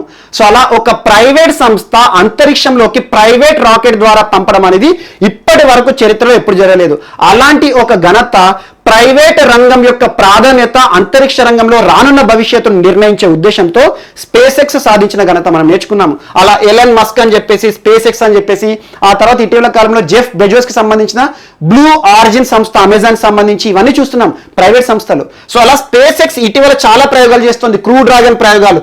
సో క్రూ డ్రాగన్ 3 మిషన్ లో భాగంగా అమెరికా భారత సంతతికి సంబంధించిన రాజాచారి గారిని నెక్స్ట్ ఇయర్ అంతరిక్షంలోకి ఒక ప్రైవేట్ రాకెట్ లో కూడా పంపబోతున్నారు. సో అలా 3 వ్యక్తులను పంపబోతున్నారు. ఆ 3లో 2 అమెరికన్స్, ఒకరు, సో 3 అమెరికన్స్ యాక్చువల్ గా, ఒకరు భారత సంతతి వ్యక్తి రాజాజాన్ చారి. కానీ దీని గురించి అడగకపోవచ్చు, ఎందుకంటే ఆర్టెమిస్ ప్రోగ్రామ్ అనేది ప్రతిష్టాత్మకం కాబట్టి ఆర్టెమిస్ ప్రోగ్రామ్ లో భాగంగా 18 మంది వ్యోమగాములను నాసా చంద్రునిపైకి పంపబోతోంది. అందులో చోటు సంపాదించుకున్న, అందులో ఒక గొప్ప గుర్తింపు పొందిన భారత సంతతి వ్యక్తి ఎవరంటే Raja Jon Chari. So most important. So ఈరోజు స్పేస్ ఎక్స్ కి సంబంధించి కూడా ఒక ప్రకటన వచ్చింది. SpaceX next year so మానవ సహిత రాకెట్ లాంచింగ్ అంతరిక్షంలోకి పంపించబోతోంది. అందులో 3 వ్యోమగాములను పంపించబోతోంది, ఆస్ట్రోనాట్స్ ని. అందులో ఒకరు మన భారత సంతతి వ్యక్తి రాజాజాన్ చారి. ఇది ఒక్కటే యాడ్ చేసుకోండి. సో మిస్లెన్స్ కింద, ఎందుకంటే రాజాజాన్ చారి గారు ఈ వారంలోనే 2 సార్లు వార్తలు ఇచ్చారు, భారత సంతతి వ్యక్తి, మన తెలుగు పూర్వీకులు. సో ఇదొకటి యాడ్ చేసుకోండి. సో వీరు మనకి ఈరోజు వార్తలో నిలిచిన వ్యక్తులు మరియు క్రీడా సంబంధిత అంశాలు. మిస్లెనియస్ అంశాలు ఏమైనా మిగిలిపోతే మాత్రం మనం రేపటి క్లాస్లో యాడ్ చేసుకొని నేర్చుకుందాం. రేపు కలుద్దాం. Thank you.